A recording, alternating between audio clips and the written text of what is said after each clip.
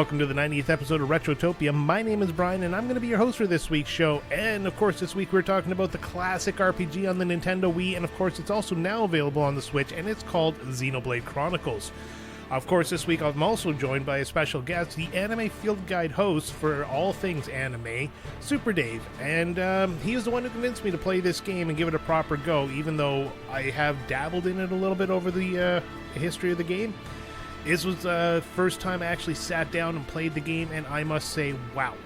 But I'll get into that about 20 minutes down the road if that's what you're here for, if you just want to listen to the episode. But if you want to stick around and have a little fun with us, we do try to have a little fun in the intro.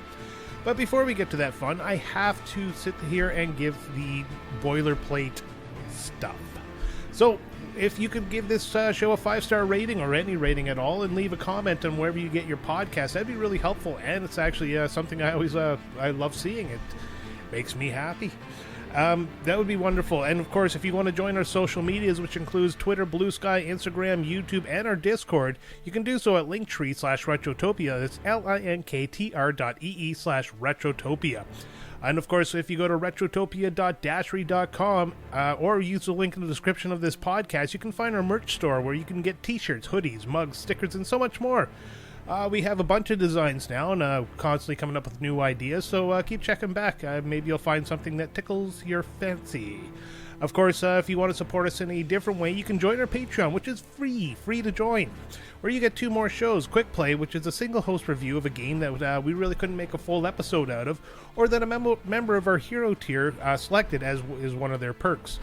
And Retro Bites, which you do get on the free feed, but you'll get this 15 days early, and we add an extra topic at the end.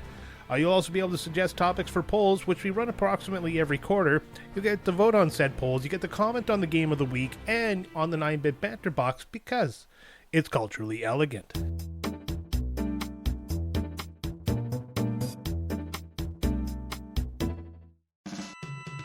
And our first comment this week comes from Joe Fettuccini, and he asks, "Alright, you giant douchebag, you now have one ability from Dragon Ball Z in your everyday life, and no, you can't pick the instant transmission. What ability do you choose?" Funnily enough, which is not a word, funny enough, I would not actually pick instant transmission, because it sounds like fun, but I mean, nah. So I can fly around the world, and I'd just go see Ellen every night, where we'd go to a pub, and I'd go pick up Sam along the way. But the reality is, I would take Destructo Disc. Tell me that is not the best move in the entire series of Dragon Ball Z. It almost fucked up Nappa, it cut Frieza's tails off, Goku avoids it, everybody friggin' avoids it, and the version that Frieza used cut itself in half.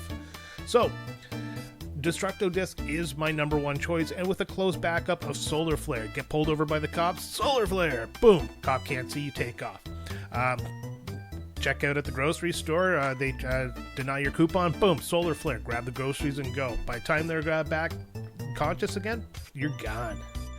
So yeah, that's my answer to that. And you're also a giant douchebag, Mr. Fettuccini. And moving on to Game Genius, he says, "Good day, sir. I hope you're having a fantastical vacay. My family and I are on one right now." That is correct, I am on vacation as this goes live. Scenario: I'd like to play a game. You are stuck in an outlast situation. Which would you rather be? The journalist who continually is being stalked, beaten, tortured, and dismembered, trying to find his way out of the Psycho Maze Hospital of Horrors? Or would you like to be one of the main psychos torturing the menace and inmates and stalk the journalist? Either way, you're going to be destroyed mentally and physically by the end. Live or die. Make the choice. Well, that was creepy, but I'd like to be the psycho. Let me get into this why. First off, you're not aware of your actions, so you don't really get destroyed mentally and physically because you are destroyed, unless, of course, the protagonist beats the crap out of me, which I really hope he does. Secondly, I would also like to bring mental health awareness to the psychotics of this game and start the conversation here and maybe get them the help they need, Sometimes it helps to talk, so let's go with the psycho. That and, torturing and menacing sounds a little more exciting than being tortured and menaced. This is how, herd mentality works.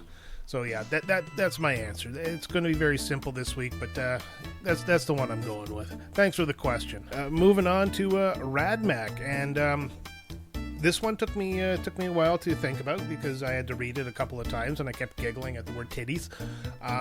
Hopefully I can make it through without giggling, but we'll give it a shot. So Radmax says, hey Brian, I just want to say that I love your Canadian accent. I'm born and raised in Northern Ontario, and your podcast always sounds like my buddies back home are telling me about games we played as kids. It's also fitting that this comment is on a Xenoblade episode. If your social group is anything like mine was, you love anime titties. Fuck. Okay, you love anime titties. Fucking love that word. Anyways, titties. There, I did it. Alright, I am therefore humbly requesting new podcast merch in the form of your face photoshopped onto a hentai body pillow of your choice, as is tradition around these parts. You're not a real Canadian if you don't. If Alan and Sam hear or read this, and Brian denies it, don't believe him. He's just too ashamed of his roots. Bearded anime titties or bust. Fucking titties. Okay, first off, Ontario boy, love it. Absolutely. Northern Ontario people, kind of my people, but I was a military kid, so I was kind of all over the place. I think I developed more of the military-esque type group attitude, which seems to somehow jive with the Northern Ontarians, but that's just me. I do love the anime ladies. That is correct. Not something I publicly announce all the time. I'm definitely not the guy who walks around in the anime t-shirts, nor do I have my car painted with anime women, and my body pillow is all manly, and it is not at all anime titties. Fucking word. Yeah, I looked it up, by the way. I looked up making an anime body pillow, and you can do it. You can do it, and you can sell them, so we'll have that conversation. It's definitely a different site than what we use for our merch right now, but maybe. We'll see. We'll see how I feel. Thanks for the question, Radmac. Always love the Northern Ontario boys. You guys are always the best time, and especially if you do a bush party. Oh my god, if you do a bush party with a Northern Ontarian. Oh, you're getting drunk. Let's just put it that way. And you're probably going to lose your pants, but that's all part of the experience. All right, moving on to the big deal. I'm interested in Final Fantasy Tactics when the remaster comes out, but feel like I need to try Final Fantasy V before to understand the job system. My question to the expert on all things Final Fantasy is if I need to do any in-depth research to understand or get the most out of it, or if I can just pick it up and as I go along. For context, my RPG experience is somewhat limited, but I did play Final Fantasies 4 and 6. You don't need any experience. You don't need Final Fantasy V at all, and case in point is I played Final Fantasy Tactics long before I even played Final Fantasy V. I picked up Final Fantasy Tactics day one. I still have that disc sitting behind me, and I devoured that game. It does a good job of guiding you through the different job systems and everything like that, so being a tactical-based game, you get to experiment a lot and try things out.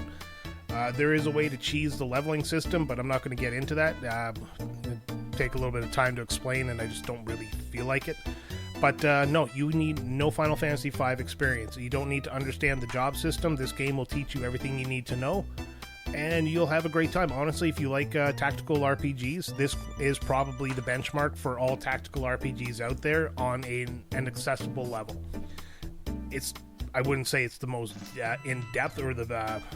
I guess people might take Ogre Battle over this, but honestly, Final Fantasy Tactics is, to me, the benchmark. The one everybody should play if they're interested. If they're tactical RPG curious, as you are. So, yeah, give it a shot. Absolutely, 100%. You can get this on your phone or tablet. It's also a great way to play because you can use the touchscreen, and it translates really well into the touchscreen. I have it on my tablet there, and every so often I'll just poke around, like do a battle or two.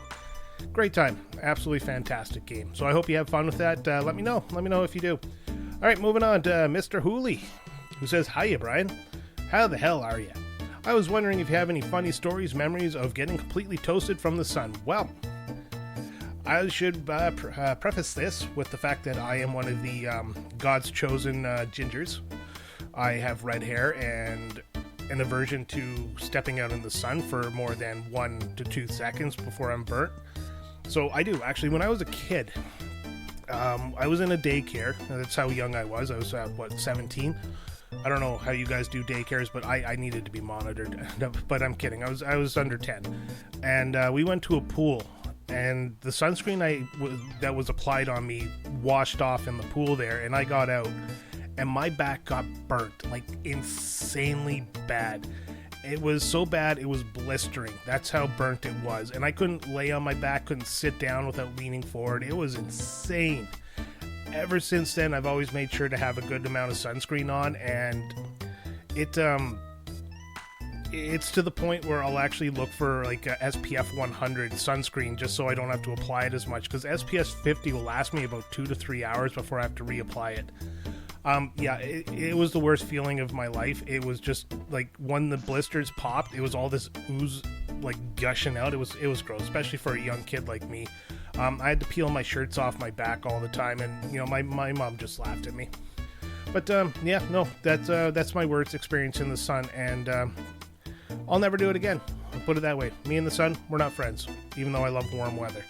And thanks, Mr. Hooley, but we're going to wrap it up with Blue Yoshi 94, who says, I listen to this show in my spare time when doing stuff like Lego. So my question is, what do you listen to in your spare time, editing, working, or gaming? My spare time, my spare time is going to be editing, working, and gaming. Editing, I listen to the podcast I'm editing to. Just obviously, I have to focus on that. Working, I'll listen to music because I need something that doesn't distract me. So I'll listen to sometimes video game music because it's very repetitive and very much designed not to distract you. And when I'm gaming, I'm really focused on the game itself because I really enjoy the gaming experience. And I play a lot of story-based games. Like I'm playing one game right now, and I'll get to that in a minute. And it's just got a banger of a soundtrack, so I don't want to avoid that. When I was young, I played Final Fantasy 3 or 6 on the Super Nintendo, and I listened to Alanis Morissette's Jagged Little Pill album on repeat as I played that game, not realizing how good the music in the game was, and haven't done that since. As for podcasts, I'll actually listen to that when I go for walks because it distracts me from the actual physical activity I'm doing, or when I'm on the bus or long car rides. Podcasts are a great way to, break your brain out of that oh my god, it's only been like 30 minutes thing, because you're listening to a podcast and the next thing you know, an hour has gone by. That's my favorite time to do it. When I do long trips, like I have one coming up in August here, I'm going to pop on all the podcasts for literally like 2 weeks, and I'll listen to them back to back to back as I drive, and the drive feels like it's nothing. It just goes by so fast when I do that. So yeah, that's how I do that. But other than that, if I'm sitting outside or if I'm like doing something that doesn't require a lot of brain power, I'll pop on a podcast. That's normally how I do it. But that's it. That's all the questions. Thank you everybody for writing in. As always, I love doing these. And it means a lot that we get this kind of support. So moving on. What have I been playing? Well, that's a simple enough question. Not a lot, but a lot at the same time. Currently have family visiting while I'm recording this, so I'm spending more time with them than I am in front of the console. But I am hacking away at The Force Unleashed as I speak about this. This episode will come out after The Force Unleashed, so hopefully I'll have it finished by then. I am chopping away at it bit by bit, and I'll leave my thoughts on that until we get to it. I played through Final Fantasy VI. I used the boost because I just wanted to get a refresher of the story, but oh my god, I started that and like not even an hour into it, I was hooked. I was playing like 5-6 hour sessions just to pound through it, and with the boost, oh god, you just become way overpowered. Like everybody maxed out all their espers. It was just not fun anymore, but at the same time, I did get the story done. Now that I've finished Final Fantasy VI, I have started finally the Lunar the Silver Star story complete, remade, remastered, re-whatevered. And that's the game I was talking about with the banger of a soundtrack. It just, the music in that game is so good. And I got to go back. I got to listen to the album from the Sega CD, because if it's that quality from Sega CD, then this might be one of my all-time favorite games. Because it's so well done. And this remaster just, it feels, I don't know, it feels, how do I put this? Some of the voice actors have changed, I think. And I'm pretty sure if you listen to the Retro Hangover, Chris Copeland had a interview with somebody who worked on the game, or was working on the game, I believe. And I would have to look up where that episode was. And I believe they said, yeah, some of the voice actors have changed and you can hear it, but it almost feels modernized rather than different. So yeah, it's definitely a good game. If you're into turn-based RPGs and you haven't played Lunar 1 or 2, you're really missing out, and this is something you should really pick up. And finally, I picked up Far Cry 3, started that over again because I love me some Far Cry and this open world first-person shooter that Far Cry does. They do it so well all the time. So yeah, I started Far Cry 3 again. But that's everything. That's everything I've been playing. That's everything I've had time to play. So let's move on. Before we go any further, we always like to give Alan the floor so we can enjoy that sweet British voice and what we like to call the gentleman's interlude.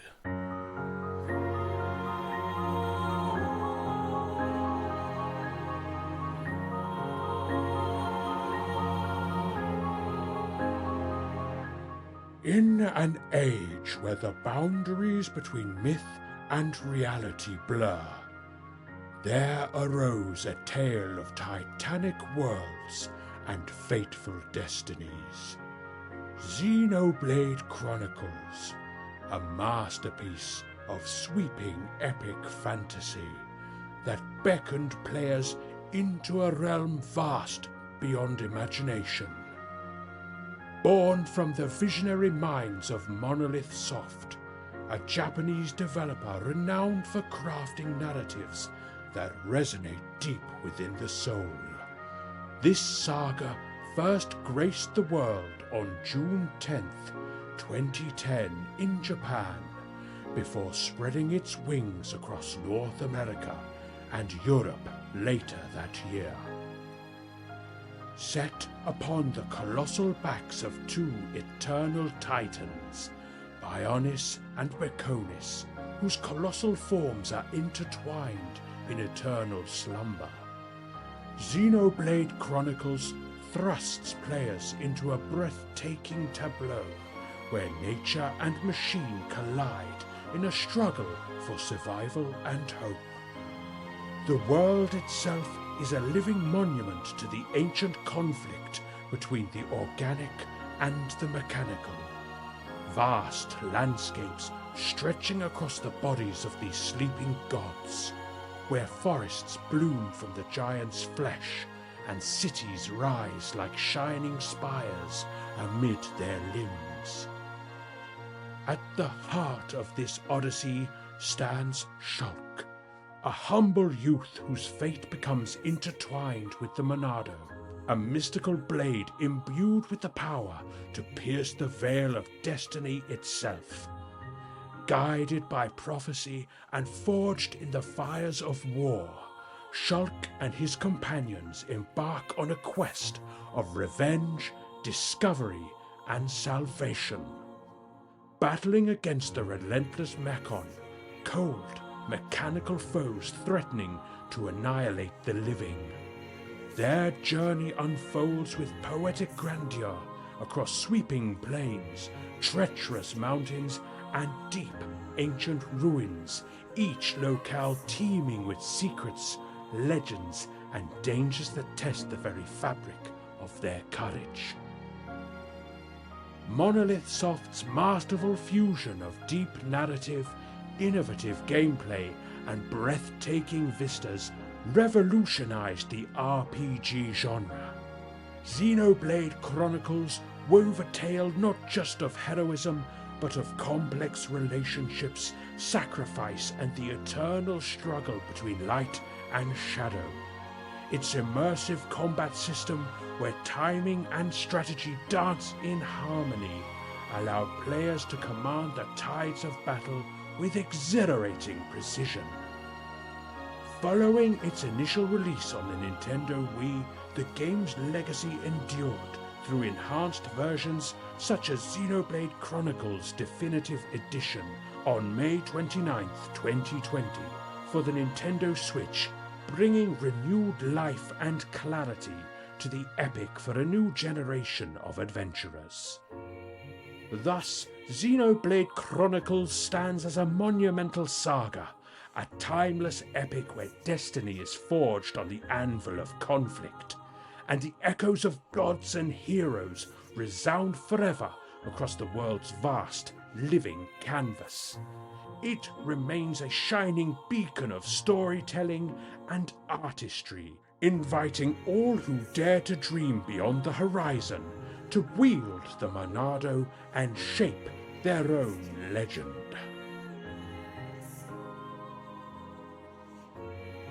Well, thank you, Alan. As always, love the Gentleman's Interlude. Puts a lot of work into that. And if I could kiss him, I would. But I'm not going to go further into that.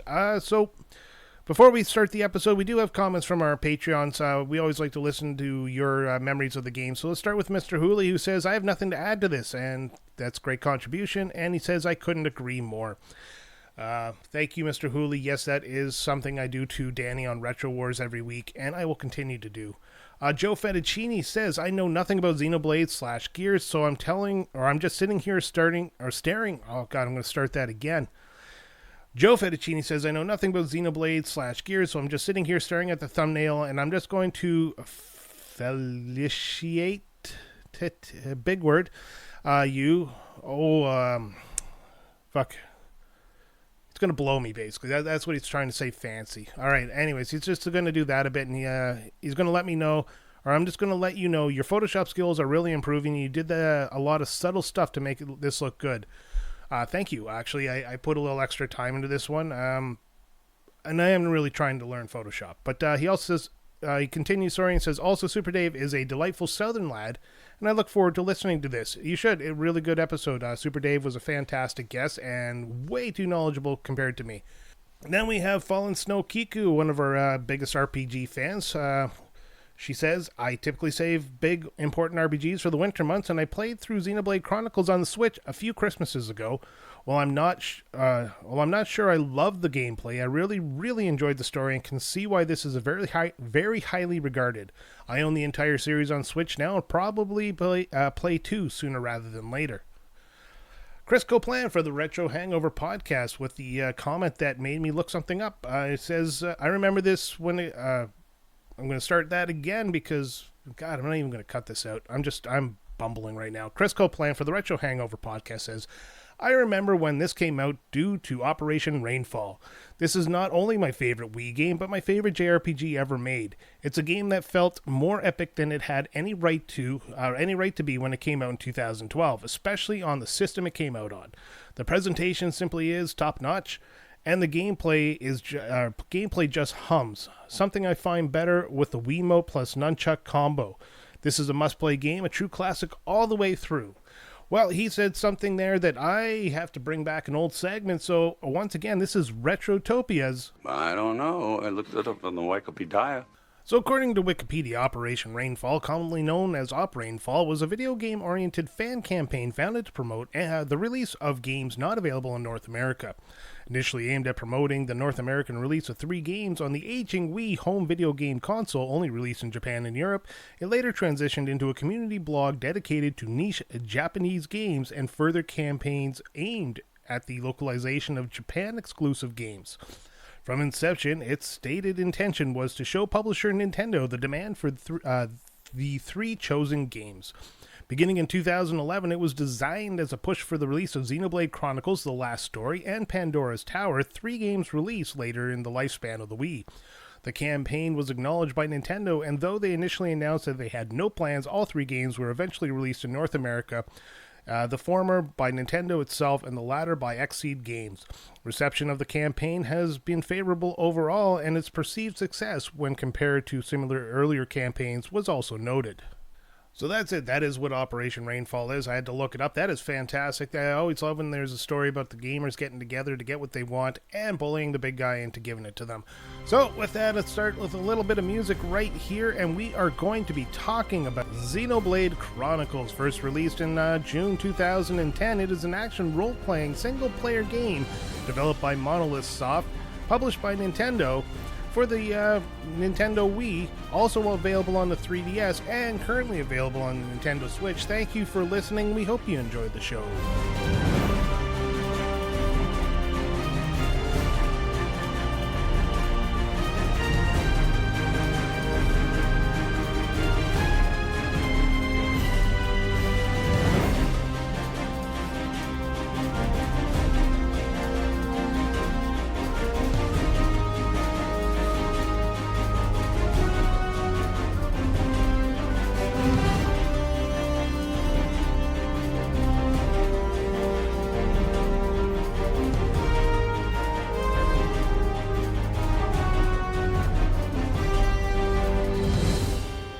back, and we are talking Xenoblade Chronicles this time, and I've brought somebody special. Actually, the person who got me to play this game after I kind of brushed it off for almost a decade. He is the host of the Anime Field Guide. You can check him out where you get your podcasts. He is SuperDave, a good friend of mine, a good friend of the show. SuperDave, how are you? Good evening, Brian. I am doing amazing despite Mississippi's just getting currently slammed with a ton of thunderstorms as per usual. So I'm glad that the one that just hit us a couple of hours ago is on its way out, because I was this close, hair's breadth away from saying, can we just delay this one more hour? Like, this thing is still here. But no, it's flash flood's done and everything's good. So I am much better. I'm doing very good now that it's all out. Great. We don't have it like that, but we're in a valley, so all the weather pipes right through us, and we get some pretty wicked storms out here. We had one a few years ago that knocked the power out for 5 days. It was probably the worst one we've had here. Yeah, I only lost mine for last week or so for an hour, but it knocked out the whole city. That was just oopsies. Go ahead. No, that was it. Oh, okay. Sorry. I thought my mic stuttered for a second, so I thought I cut you off in the middle of a sentence. Anyways, that's not why we're here. We're here to talk about Xenoblade Chronicles. I'm going to start out with a little bit about my history with the game here, because honestly, I need to get this out. It's been building in me for last week, but I bought this game on the Wii, then I bought it on the 3DS, and I wasn't finally able to get into it until I bought the definitive edition on the Switch. And I have no idea why this game did not click with me, because it is right up my alley of RPGs. And you kept talking about it, everybody kept talking about it. I love Xenogears, so I love the people who made this game, and it wasn't until I played it on the Switch that it finally clicked. The 3DS version I found annoying. The Wii version, I guess, when I went back to it, I don't like that extension controller you have to use for this game. So I finally picked up and played this game, and very rarely do I get addicted to a game where that's all I want to do is play it, but this game was one of them. So thank you very much for finally forcing me into this game. I'm going to get Xenoblade Chronicles 2 and 3 and carry on the series. What was your history with the game? I go a little bit further back. You at least have the Xenogears and Saga experience. I knew nothing about those games before, or I'd maybe heard it mentioned once or twice, but I was in college. I heard about this little thing called Operation Rainfall, and I believe it was Pandora's Tower, the Last Story, Pandora's Tower, and Xenoblade Chronicles was the big one. So I had heard of it, and then about a year later, it was 2012, had a buddy who actually had a copy of the game on the Wii, and looked kind of fun at the time, and he wouldn't let me borrow it or anything, and GameStop was also doing some funny things with the supply line and the price. If any of y'all listening want to go check out Operation Rainfall and all that, it's on the internet. I'm not going to harp about it here. It was a really cool movement. But I finally got my chance to play it when it came out on the 3DS. So it was a new 3DS exclusive. You have to say new like that because Nintendo just couldn't name consoles for crap. Yeah. But it was I really wanted to play the game. In the 2 years since I'd seen it being played on the Wii, I was like, this looks like a game I really would like to get into. I was so I finally got it on the new 3DS, and it ate up my entire summer in 2014. I just could not put it down. And like you said, the 3D version, as much as annoying as it is for as cramped of a screen as it is, despite that, I was just so determined to play it. It was the only way to play it, basically, at the time. And then a few years later, 2016-ish, they put it on the Wii U Virtual Console. So this one had gamepad support. And so I was able to actually play it on intended console hardware with actually good graphics. Compared to the 3DS, it looked HD at the time. Just the most cutting-edge thing inimaginable. And then, of course, I got the game, got the collector's edition, actually, when it dropped back in 2020 on the Switch. So I was able to get my mitts on it there. All right. So you've just basically been a lifelong fan, but you've never, like you said, you never played Xenosaga and Xenogears, so you kind of went into this completely blind. And does this actually make you want to go back and play those earlier games? All written by the same guy. Yes. Had his name written here. Tetsuya Takahashi. Yep, that's him. So at the time, like when I first started Xenoblade, I'd heard of Gears, and so I actually bought Xenogears sometime. I had it on my PlayStation Portable, like my launch PlayStation Portable. I got it on there. I tried it a couple of times, and just the screen's very cramped. So I have not finished Xenogears since the decade plus that I've bought it. But I really like the opening 20 hours or so. I just get to a point and just kind of go, I just kind of drop it. There's nothing that I can point to say I don't like this aspect or whatever. It's just one of those games that is perpetually in the backlog. For Xenosaga, I started learning more about it after really Xenoblade 2 in 2017 because there was a big to-do about two guest characters, Cosmos and Telos, are in Xenoblade 2 as unlockable characters. It's a whole system in there that would it's complicated. But they were unlockable characters. It was one of those of, oh my god, Bandai Namco is playing nice with Nintendo, letting them have these characters. So I've essentially been waiting for a remake or a re-release of Xenosaga, because I know the first two games are generally okay price-wise, but I've known even back then, the third game was just way too expensive. Yeah. And so I was either going to watch a long Let's Play, which okay, let me just sit down and watch, 50 hours of a cutscene or something so many hours. Across those three games. So that wasn't really appealing. So I'm still waiting for some kind of release or remake or remaster of Xenosaga.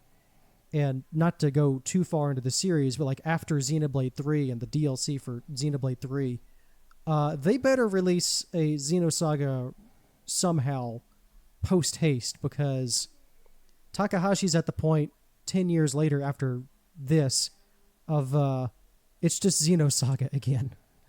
Yeah, well, when you strike gold, why change, right? Yeah. I looked this up a little bit earlier, but the hero of Xenogears, Fei Fong Wong, apparently he resembles a character really close in the expansion pass for Xenoblades 2, Chronicles 2 there. So I think they added another little homage to his original work, because originally Square rushed him out the door, so he never got to really finish Xenogears as he wanted. Right. And then after that, they kind of split off and created Monolith Soft, and that's where they took off. Xenosaga, I've only ever played the first one, about maybe 20 hours into it, because it is very cutscene heavy, and I will start this off right now, and I will say that this game at one point becomes, I think I timed it, I think it was about an hour and 10 minutes of cutscenes for about maybe 20 minutes of gameplay. And that's getting really close to the end there, so they're really kind of tying the story together. So it was at that point where I was ready for cutscenes, but I like how he's finally figured it out, not to put a cutscene after a cutscene after a cutscene after a cutscene, but it is still a game where you run from cutscene to cutscene, basically. Yeah, very, very much a Takahashi JRPG. But yeah, the furthest I got through watching those Let's Plays, I did get through a fair bit of Xenosaga. And so the guy even was would string together some moments of gameplay, but he was basically there to go this is why Xenosaga is cool. And I'm going, yeah, I've seen you sit here for 3 hours, you watching the screen, me watching you watching the screen. So very, very riveting. So I get it, and I'm glad that Xenoblade Chronicles is not too heavy on the cutscenes at the front. Yeah, you want to play the story. You don't want to sit there and watch it. If we wanted to watch it, we'd buy Xenosaga the anime. And it really takes you out of the moment when you're putting the controller down, because you're in for a long haul there, and you can't pause it and take bathroom breaks. So, don't drink water while you play Xenosaga. But how do you want to kick this puppy off? Let's start with the story. Let's start with the first prologue and the early events of the story. I have a little checklist here, so feel free to correct me or add anything as I go through my bullet points here. But the story starts, the first cutscene starts with two gigantic monsters fighting each other, and then they end up, one stabs the other, and then they kind of just end up locking in that position, and that creates our worlds. So the whole story starts a year prior to the events of where you meet the main character Shulk, and that's where these three people, Dunbar, Dixon, and Mumkar, they battle the Mechon. The Mechon being the enemies from Mechonis, which is one of the two giant monsters that battled each other. You're on the Bionis, so I'll let you explain that in a minute, the difference between them. But going on, Mumkar, he deserts Dunbar and Dixon during the battle. And then Dunbar, keep calling him Dunbar. Dunbar's Dunban. Dunban. Sorry, I even have it written here as Dunban. Yeah, you're fine. All right. Anyways, Dunban arm is paralyzed because he's not the chosen one for the Monado, and the Monado puts a lot of stress on him. So the battle's won, and the story shifts to the present where you meet your protagonist, Shulk, who actually turned out to be one of my favorite protagonists in video games. And he is somebody who studies a Monado in Colony 9, and it's where Dunban and his eventual love interest in the story, Fiora, live, his best friend from being young. You do a couple of missions there with your buddy Ryan, just to kind of get the story started. And then all of a sudden the Mechon, the enemy of the Bionis, and the Homes, they attack Colony 9, and there's this new type of Mechon, at least that's what they tell you it is, that has a face. And throughout the battle, Shulk takes control of the Monado, and he gets the ability to see the future. And as he sees the future, he realizes he can change it, and Dunban is kind of surprised that the Monado's not putting too much stress on him. What ends up happening is Metal Face, which is the name of this face Mechon, ends up killing his best friend and love interest Fiora, which causes the events of the story, because now Shulk and Rain are out for revenge because Fiora was both their childhood friends.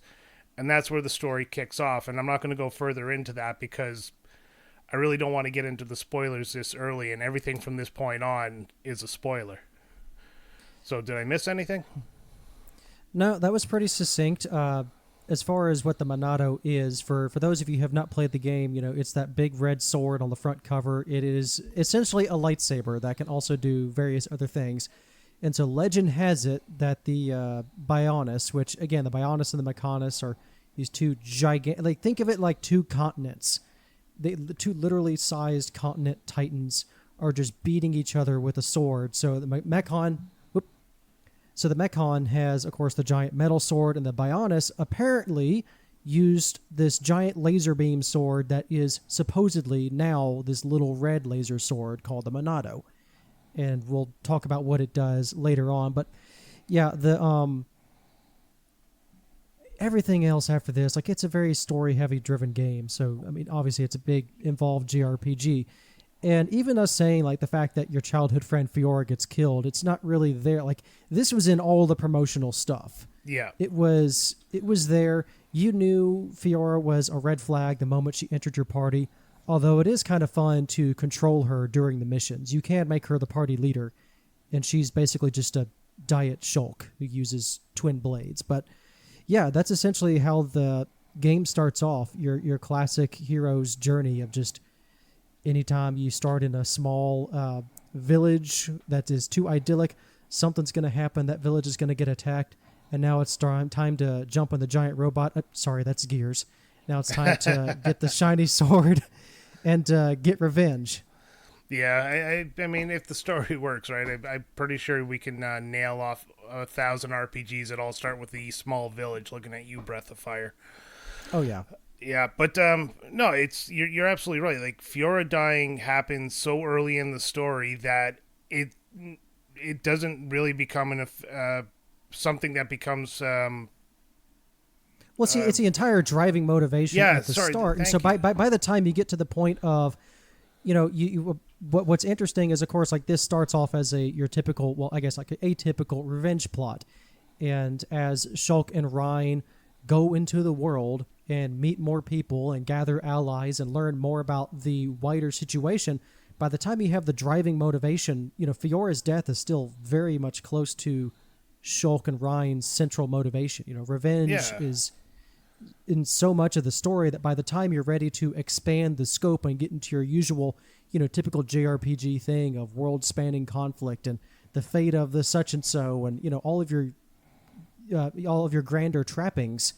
That's still at the heart of it, but it's not the sole driving motivation. But that is like pretty much for the first half of the game. It's we're just here to get revenge for Fiora, and that will coattail you straight into the grander part of the story later on. And this is it's a good chance to segue into those characters you're going to meet, because throughout the game you meet people who also want revenge against the Mechon, because there's not just Colony 9, there's Colony 6, and then there's the High Entia. I don't remember what the name of their place was. So you got like Alchemoth or something. Yeah, and actually, then it is Alchemoth. Yeah. Alchemoth, yes, thank you. And then there is those stupid little Nopons. No pun intended. Nopons, who are just the annoying characters, but I'm going to get into that. So starting with you actually wrote down the voice actors for this, and I never even thought of looking into that, which is absolutely fantastic. But starting with Shulk, he's, like we said, he's the protagonist, the hero, and who the story is centered around. The Monado, this sword that can only be chosen, or that chooses its wielder, chooses Shulk to be its quote-unquote master, and that becomes the central driving point. This Monado is the thing that can kill the Mechon. Nothing else can hurt the Mechon except for this sword, and Shulk gives the ability to his party to actually hurt the Mechon through the sword. So goes the legend of the story. You have him down as a voice actor as Adam Howden. Do you want to explain a little bit of Adam's voice acting history? I didn't really write down much of his history. I just wrote down things that they were recently in. So Adam Howden, he was basically, if you're thinking about the voice cast for Xenoblade Chronicles, this is as part of, to talk about a little bit about Operation Rainfall. This was originally picked up by Nintendo of Europe. And Nintendo of America wasn't going to release this game, or there was a whole movement for it. So in the meantime, it was Nintendo of Europe who actually took it upon themselves to dub this game. And because of their dub work on this game, it actually blossomed into Xenoblade Chronicles. The English localization is now just this premier British thing. So the voice cast for Xenoblade Chronicles, and then pretty much the rest of the franchise, is like this who's who of television, film, stage actors. So yes, there are going to be a couple of video game voices, and there's going to be a lot of Final Fantasy XIV folks, because again, also a British cast. But Adam Howden really solidified himself in the voice acting scene as Shulk. You wouldn't guess it if you've only played as Shulk in Smash Brothers, and rightly so, because he's just given the most basic lines. But he really puts his voice on the line for Shulk. There are just some... Shulk is a very passionate character, but he's also a very rational character. And Adam is able to play both of those lines equally. When Shulk loses his mind, you could just feel the emotion. And so if you want to hear, woof. He was very emotional through the entire, his voice acting is what creates if it was just text, there's absolutely no way I would have felt as what I do about Shulk, because the voice acting was spot on for this character to portray that emotion, the betrayal, everything he felt, I felt just some raw voice. So really, you can also well hear done. Adam as, it's again, just one or two credits. You can hear him as Roger Ward from Metaphor Refantasio, also one of the best JRPGs of last year. And there are a couple of characters like Shulk and Fiora, their voice actors, came back for Xenoblade Chronicles X, which is more of you can build your character. The player avatar is basically voiceless except during battle. So the avatar voice option for Adam Howden is available in Xenoblade X, as well as Fiora. Yeah, all right. We're going to keep going because I can hear you and all this stuff, but if there's a little bit of a jump into my microphone, my sound system or my speaker system is currently screwing up. Let's just put it that way. So let's go on to Ryan. Ryan, he was a character I didn't like at first, but he grew on me because he was that character that the game needed to push Shulk forward when he was knocked down. He's Shulk's best friend. He motivates the team, but he's also portrayed as a clumsy oaf. And when they do clumsy oafs in video games or movies or animes or something like that, it's always the guy that steps on the landmine and basically causes the problem. Always, so yeah. That's how he was at the beginning of the game, but by the end of it, he was, again, one of the most endearing characters. And I really like his, I guess his growth throughout the game is how I would describe it. Because he became just kind of, like I said, the goofy character to this person that was protecting people, and he was basically the heart of the group to keep them motivated.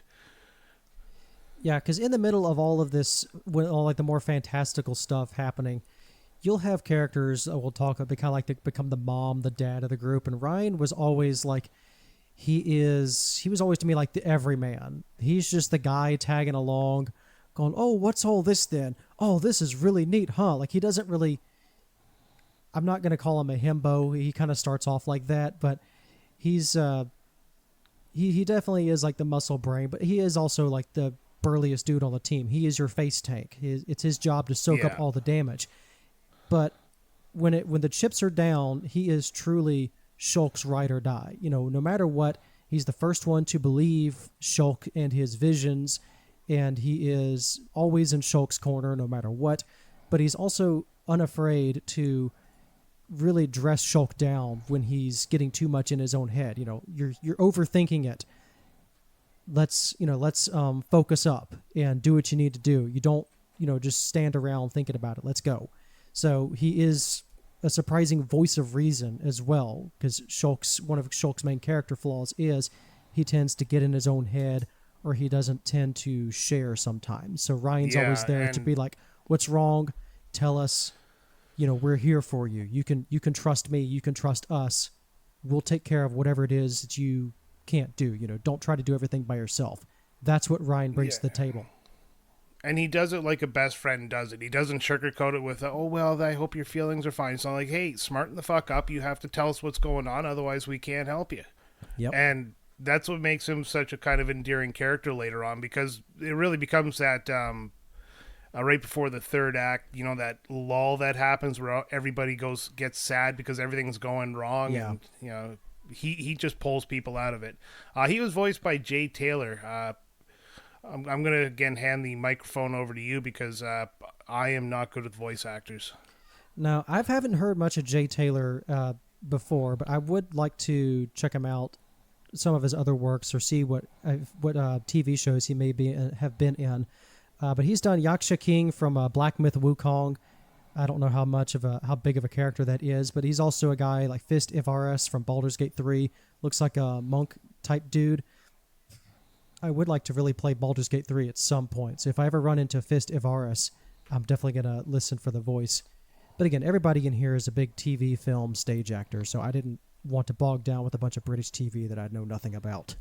We got a couple of British listeners out there. They'll know exactly who you're talking about. I assume Alan's sitting here going like, oh, I know that guy.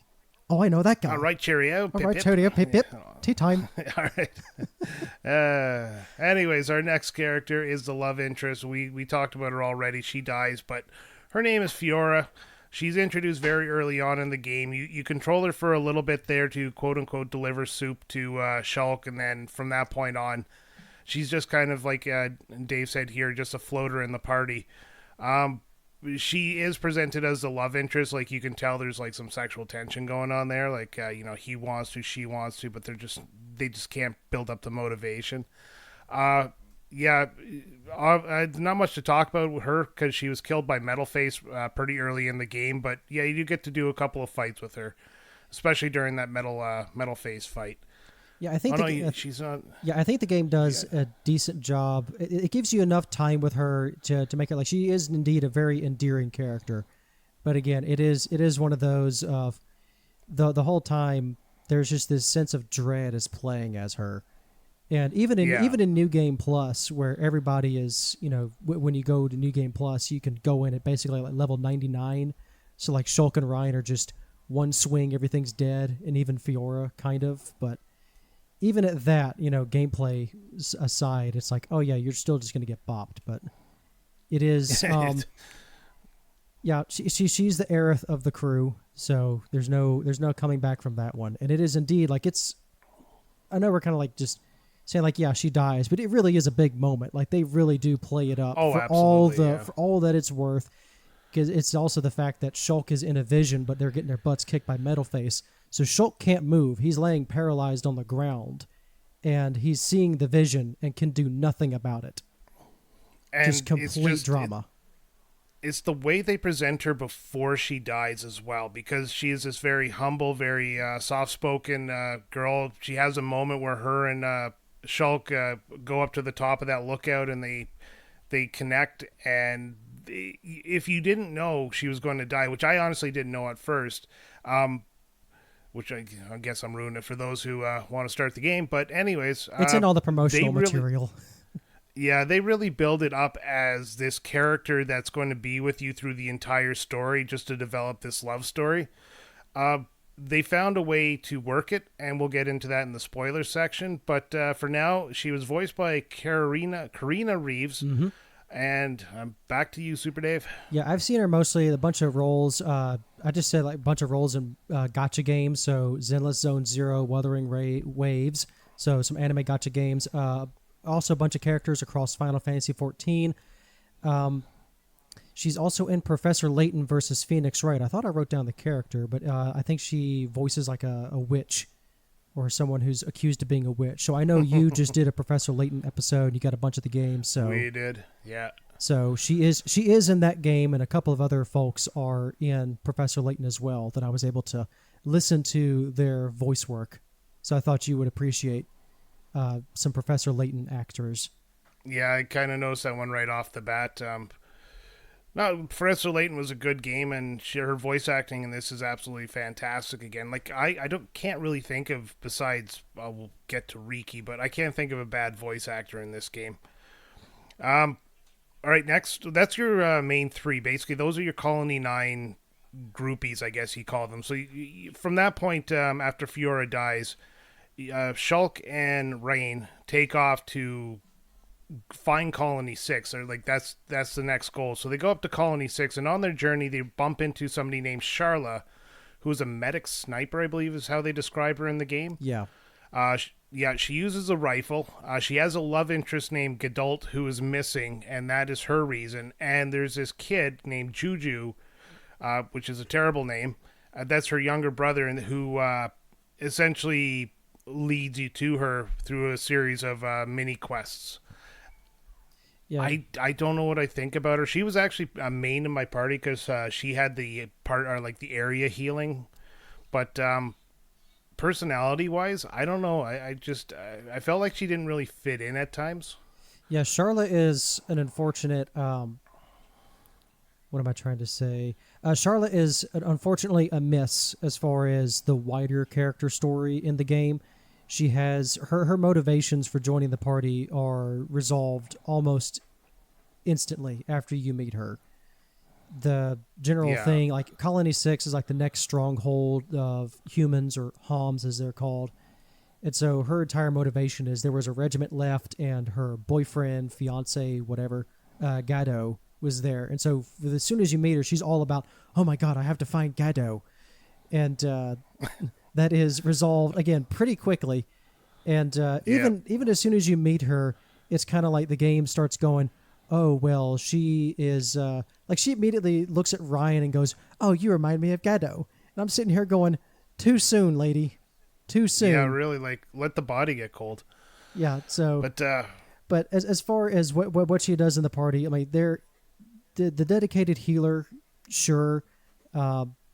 you will likely be having her, like, she will likely be a mainstay in the party for a good half of the game just to keep everybody up. But once you get to the later game, just because of the damage ceiling and everything that you're able to do, or when you're able to optimize your team better, you also heal after healed back to full after every battle. So she, as far as contributing to the team, she falls off pretty hard late game, or you can still keep her around if you need the extra for like the extended fights. But when you get later in the game, a lot of the fights can end pretty quickly, so any kind of healing that you need can sometimes just be picked up by Shulk or Riki or anyone else that has healing arts. But for longer engagement, she's still fine. Yeah, I've refused to use Riki, so... well, there you go. Voice actress is Kelly Bright. Not a lot to talk about her. We're just going to gloss over the voice actors from this point on because I don't want to like spend the whole time. The three main ones were the ones I wanted to focus on. Right. The next character, the mentor, that you meet him early on. He was actually part of the prologue of the entire game. Yeah, it is Dunban. He is the original wielder of the Monado. His arm gets right buggered from using the Monado, which proves that he is not the Monado's chosen wielder. He ends up using a katana style sword, but he's like the Sasuke of the party. He only has one usable arm and uses a sword. And he's also kind of the mentor of the group. He's the wisdom, the guy who's, been there, done that, and he guides Shulk and the team forward, and he keeps them calm and level-headed when they get kind of a little out of sorts. I used him for a bit in my party, but I liked him as a character. He was there when he was needed, and he was quiet when he had to be quiet. So they played the role of the mentor really well.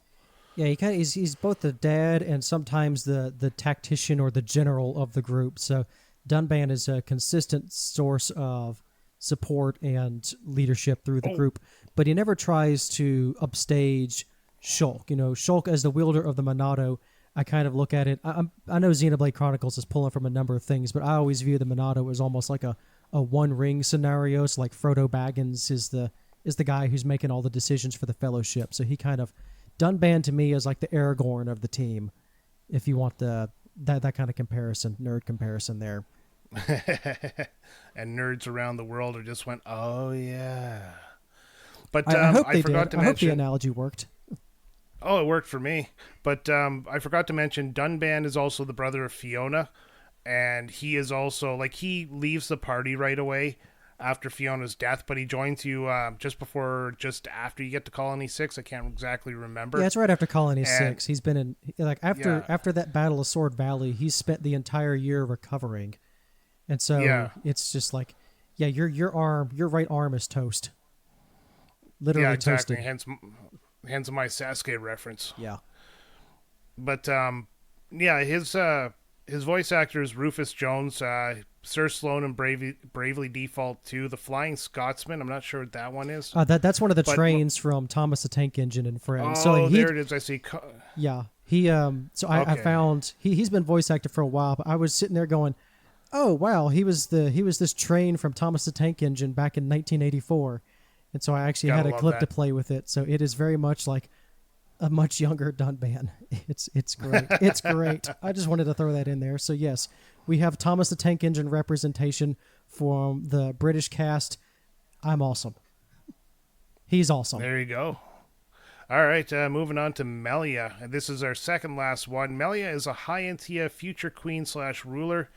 You first meet her, and very shortly after you meet her, you have to save her from a ritual that determines her worth as the ruler of, what'd you call it? I can't remember the name of the place. The High-Entia, they live in a floating city called Alchemoth. They're essentially like the elves. Yes. They're like the elves or elf adjacent, if you want to call them that, except instead of long ears, these are bird people. They have wings on their heads, which is bird person likes that. Yep. Which I found very interesting. I thought it was a headdress at first, but then I did too. But then it's like, oh, that's actually growing out of their head. And even in a later DLC, like the Future Connected part of Definitive, you actually finally get to see one of them fly. I was like, okay, so they are functional. Yes, they can fly. Yeah, it just kind of seemed a little, what's the point of these wings there? They just look like a bad hairstyle. But the High-Entia also, I like your elf analogy, because they really do look down on the Homs, who are the representatives of the humans, I guess, in this game. Homs, humans. Yeah, pretty much. But when you first arrive, you're not met with, kindness. And Melia, because you helped her out, is the one who kind of gets you in tight with the High-Entia. But after you save her, she becomes the ruler.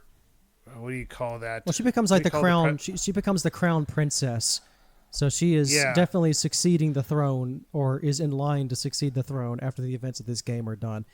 That's what I was thinking of. Yeah, he's the Prince Harry, or she's the Prince Harry right now. She's next in line while her dad rules. Okay.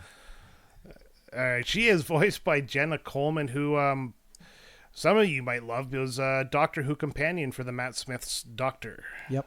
I'm not a big Doctor Who fan, so I know of Matt Smith as Doctor Who, but I don't know who she would have played.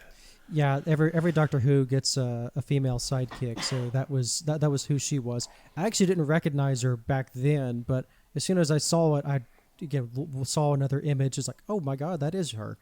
So as far as video games, again, Final Fantasy XIV and others, just a lot of other things. But she is primarily a television and film actress. Perfect. The final character we're going to talk about is the douchebag, the Mallow, if you'll so to speak, Aww. the choo-choo of the game. He is Riki, and he is the annoying puppet-like animal character. There's an entire race of stand- mascot. Yeah, there's an entire race of mascot characters. What do you want? Yeah, I couldn't stand them. I don't know what drives me nuts about them, but it's just everything's like, who's up on this? And oh fuck, they always talk like a toddler's. It's like toddler talk, and it's just not needed. Yeah. And these are supposed to be like a higher race in the Homs, but the Nippon are just, oh god, oh he's Hero Pon, and it's like, oh shut up.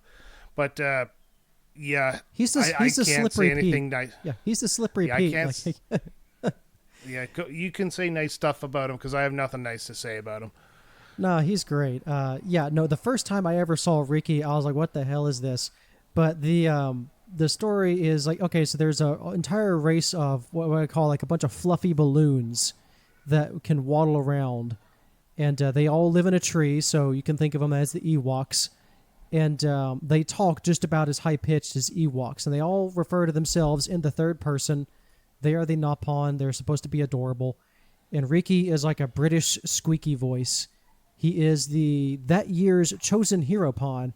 But then you realize like he's in the town and he was assigned as the hero pawn because he's got a lot of debts to the village because his kids are just eating all this food, and so he's got a lot of debts to pay to the village.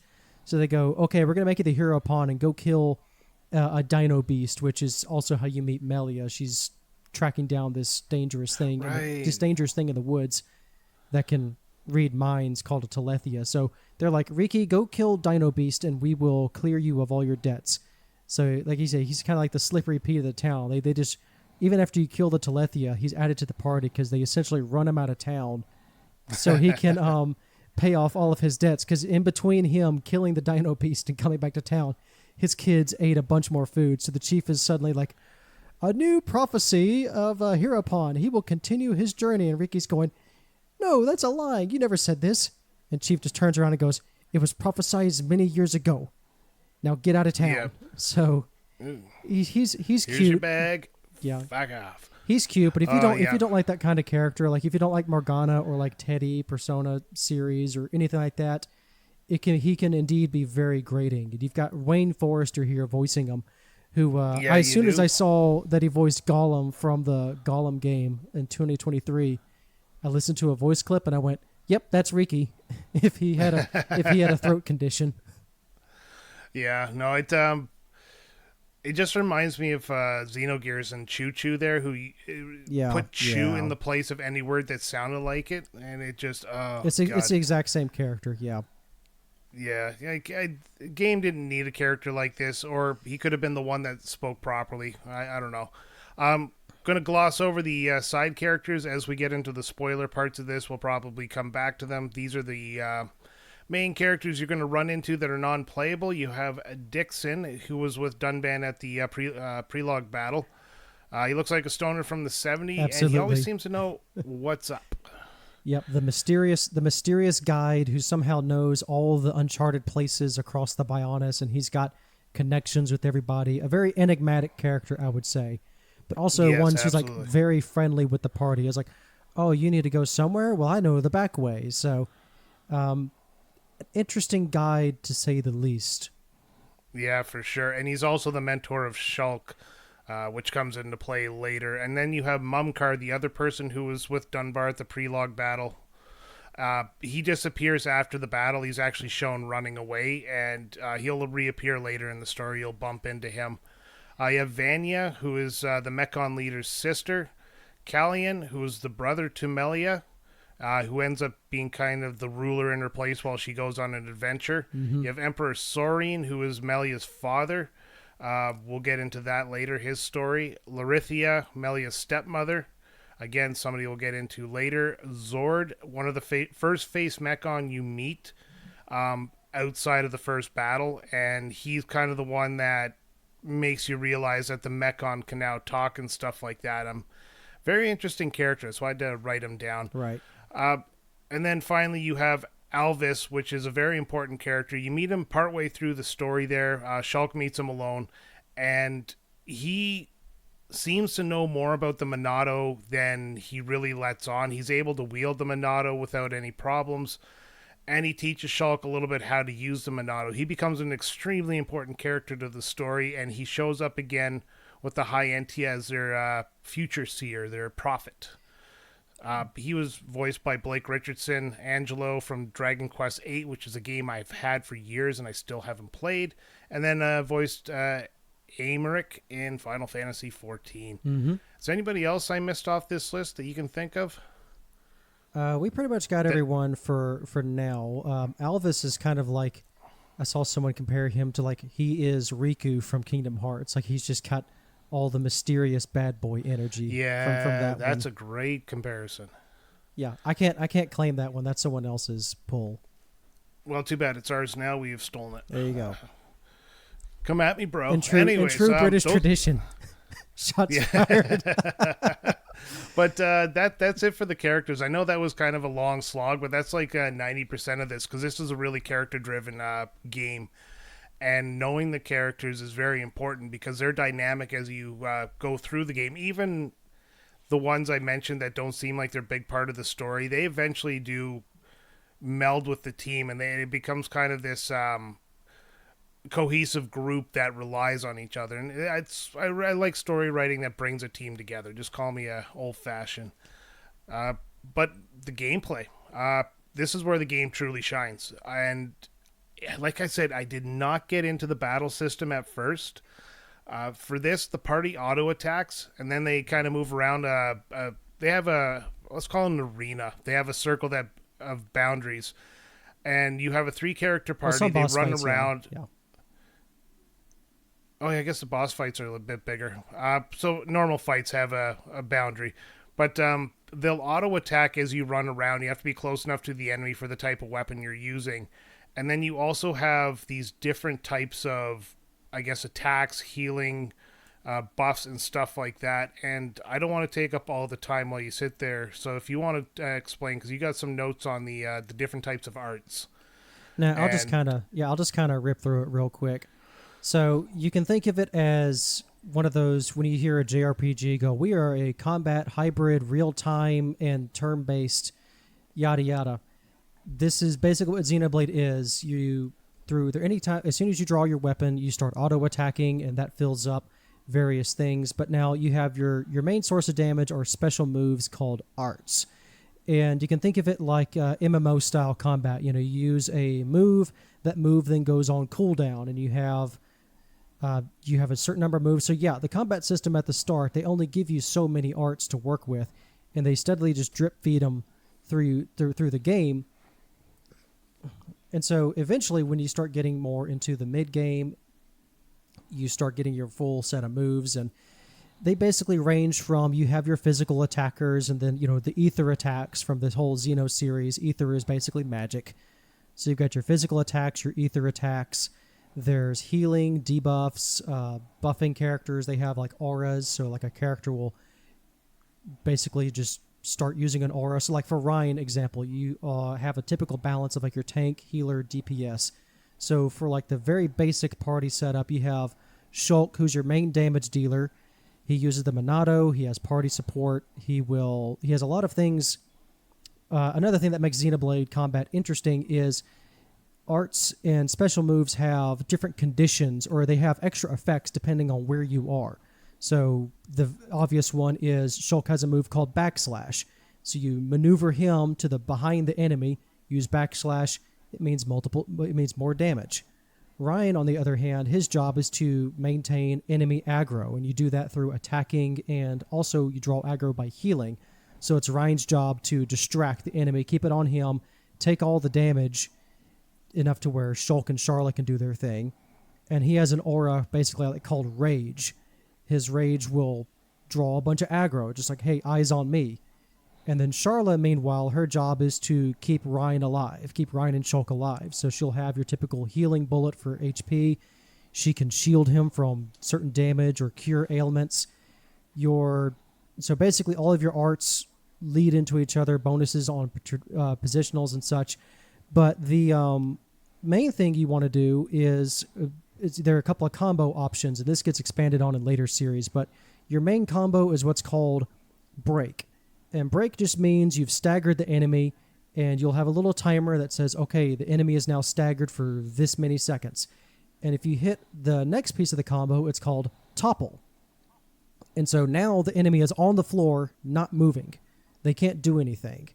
And it's basically open season at that point for your party. And then there's an extra step after that called Daze. It's just an extended version of Topple, bonus damage, the typical thing. And so through all the battles, it's managing aggro, setting up your positionals, and getting your bonus effects to launch that Break and Topple combo to make sure the enemy is not attacking you. Yeah, that combo was pivotal to beating bosses and stuff like that, because it would give you a chance if you were back on your heels there. Because I used the Shulk, Rain, Charlotte combo a lot, and Shulk had the pink Break. Rain had the green Topple, and it was yellow for days. Oh, you have it written down here. Yeah, yellow for days. So I would do those three. Then if I was kind of low on hit points or whatever, I would actually have enough time to build up another combo in order to use the Break and Topple, then use Charlotte to shoot the area heal, and it would get me back in the game. So exactly, this combo was absolutely fantastic to keep you going, because once I figured it out, the game became like 10 times easier.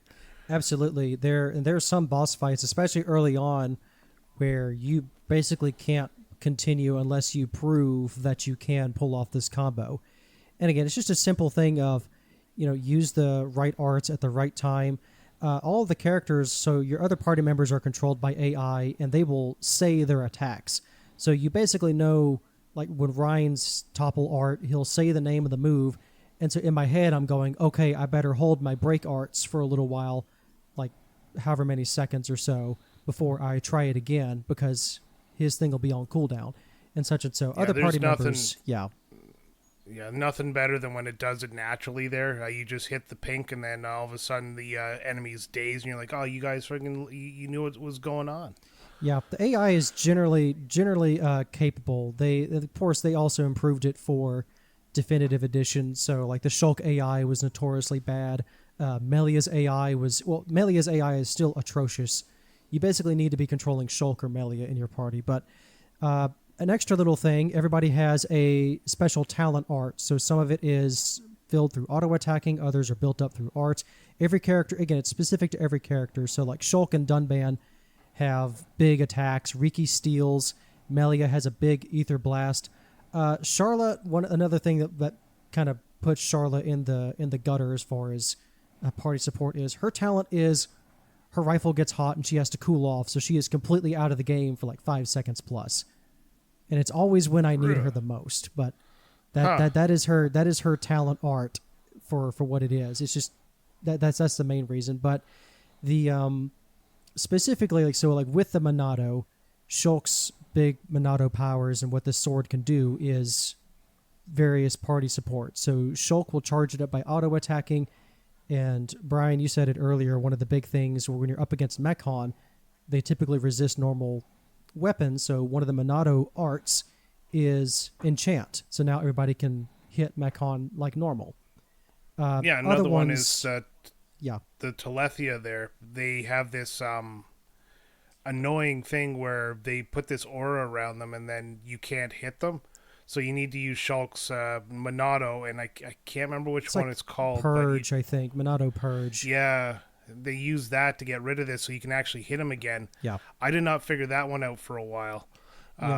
and it runs together. There are like 8 arts to go through, so I'm not going to go through all of them. Basically, No. the sword does what you need it to do. Enemies also have talent art, so you'll see like shield is a big one, where your level, like if you have shield level 3 and the enemy is launching a attack level 2, it shields the entire party. There you go. Other ones that come up, but in particular, Shulk can see the future. So at crucial points in the battle, and also through the game, you will suddenly have the game will pause, and you are encountering a vision, and the vision will say, "Hey, in like 10 seconds or so, the enemy's going to use this big move. You better do something about it."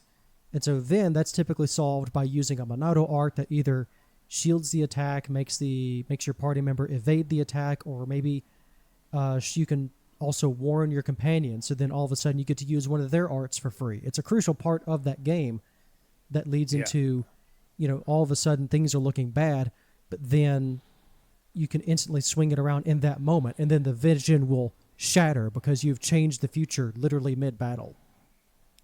Which is actually a really neat combat mechanic. I It is really super cool. enjoyed that. I love it. Sometimes, though, like in the later fights when you're fighting some of the end game bosses, you get a vision after vision after vision after vision, and you just, like, if you've died on that boss a few times, it's one of those white knuckling the controller moments. It's just like, I don't care anymore. Yeah, some of the later yeah. bosses get very intense with that, which just again, it just adds to the stress of the moment.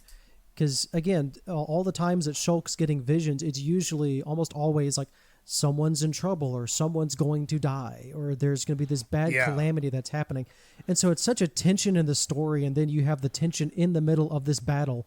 It's just such a excellent way of weaving gameplay and narrative that I rarely ever see pulled off this effectively.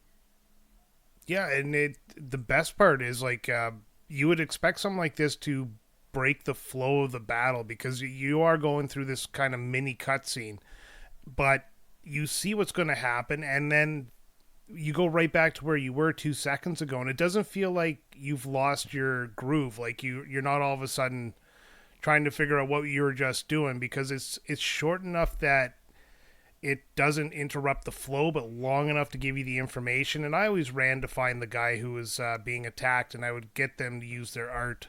It was a great way, again, with Charla, to get her to use the healing when I needed it. Yeah, a lot of times if like Shulk, one of like the shield wouldn't work, then I would just say, okay, Charla, I need you to shield bullet Ryan for a second here. So there's all kinds of different ways you can do it. Last big one is chain attacks. So all throughout the battle, you're building up this meter in the top left corner. It's 3 segments. The meter is like 3 segments. So if anyone ever goes down in the middle of a fight, you use one of those segments to revive them. And you build up that party member by doing things in battle. So landing critical hits or performing your roles.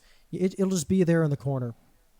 And when you completely fill that meter, you can use all 3 segments to do a chain attack. And it just means, okay, now everybody's, dogpile on the wabbit. And so you can, in some fights, you can do, or it's some fights it's essential for you to use chain attack. So for like the break and topple combo, it says you can only do this against this enemy in a chain attack. So there is that aspect as well. But chain attack, it's ring around the rosy. You use a sequence of arts. If you use, like, the easiest example is if you use a bunch of your physical attack, like your red arts. If you like Shulk uses backslash, then Ryan uses another one of his red arts. Charla, she has one red art. But if you keep bringing it up, after a round of 3, there's a chance to extend the combo, and that depends on party member affinity and all that stuff. Like, the longer you go into the game, the more powerful it gets. I found that I did the topple combo there, and then it would get the extra hit, and then from that point, there would always be like a little exclamation mark on whichever one, and I started seeing there was a pattern in it. Yeah. So after I would do pink, green, yellow, I would do Shulk use a yellow attack, and I don't remember the names of them, so I'm not going to say the names. Nah, it's not important. And then Ryan, I would do his yellow attack, and then I would do a red attack, which was a headshot from Charla, and usually I could get another 1 or 2 after that. But it didn't feel like random, because if I skip that combo, it wouldn't let me carry on. And it's all a timing thing because you'll have the circle shrink down to the B button. You have to hit it in a certain area. But, right. It's all about building up a combo number. So you'll have a thing in the right hand screen.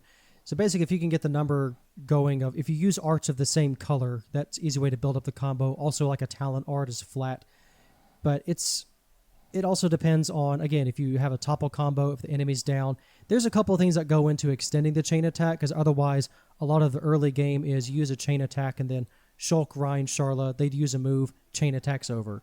Whereas later games, you can really build your team around it and even do a strategy called like topple locking, where you just completely spam all of your green arts, and then by the time the enemy's back up, your chain attack's ready again, they're toppled again, and you just repeat the cycle. But again, that's late game stuff. Chain attack is basically all your big finishing move. I didn't mean for it to take that long. But, No, it's fine. But it's a great way to say that through the game, you're going to trial and error some stuff, and you're going to eventually figure out some combos that work for you, because you've been talking about like your main party, and it's obviously not the same as mine, because I finished the game with the 3 I keep talking about. I basically main them through most of the game. But the combo system, it explains it right off early in the game there, and I skipped that tutorial, and I shouldn't have, because when I was fighting the first Mechon, I could not figure out how to do the combo, and it wouldn't let you carry on unless you did the combo. So, exactly. Yeah, pay attention. But you said the infinity system. I didn't get too deep into that one, but I noticed like around the area, there's some areas where you can, it's 2 hands holding each other, and then you can have little cutscenes about the characters. But every time I went up to them, I was too low in my affinity of those characters. So in the fights, when you do combos and you warn people about stuff, you increase your affinity. We can just call it friendship. It's the same thing. Yeah. All right, that's for friendship. Yeah, the power of friendship. There you go. This is an anime episode. That works. Sailor Moon. But can you explain the affinity system a little bit better to me? Because it's one of the things I never got into really as I played through it. Now, it can turn into an iceberg real quick, but basically the more the party fights together, the more they will essentially gel together. And raising affinity is always good. There's never a downside. It just gives you more bonuses. So between party members, this is done through side questing, battling together. And as you build affinity, there's also things like passive skills that every character learns. So now there is again, I'll just keep using Shulk and Ryan. Like Shulk and Ryan are typically be best buds. So there are some skills that Ryan can learn that then Shulk will go, oh, well, I can fit that skill into my skill tree, and then start sharing bonuses. So Shulk has things like increasing quest experience. So if Ryan takes that skill and puts it into his tree, now Ryan's getting that bonus, or Shulk is getting one of Ryan's HP bonuses, so on and so forth. Like Dunban's got a lot. Party's got Melia has more like ether-based support. It's like Melia and Sharla will share some bonuses. Riki also has support. A little bit of mix and match. You also gain affinity by defeating unique monsters, which are just wandering mini-bosses through the world that have a really cool music track. But essentially, the more affinity, the more friendship that you have, see, it's even getting me. The more friendship that you have, the more your party can start sharing skills, growing stronger in that aspect. This also extends to your hubs, so your Colony 9, 6, all of your the Magna Force, all of your locations. The side quests are organized by area, and the more side quests you do, the people there will appreciate you more. And you can do things like trading with NPCs for good equipment or for good items that you can't typically find in the shops. In later games, the shop lineup will expand, or people will start, if you have a certain level of friendship with a colony, now this person over here who previously wouldn't talk, who wouldn't give you the time of day, is now talking to you, and that opens up more quest lines. There's an entire web, a literal web of people that you can go well, this person likes this person or doesn't like this other person. and you can see that web changing in real time as you do quests and make decisions.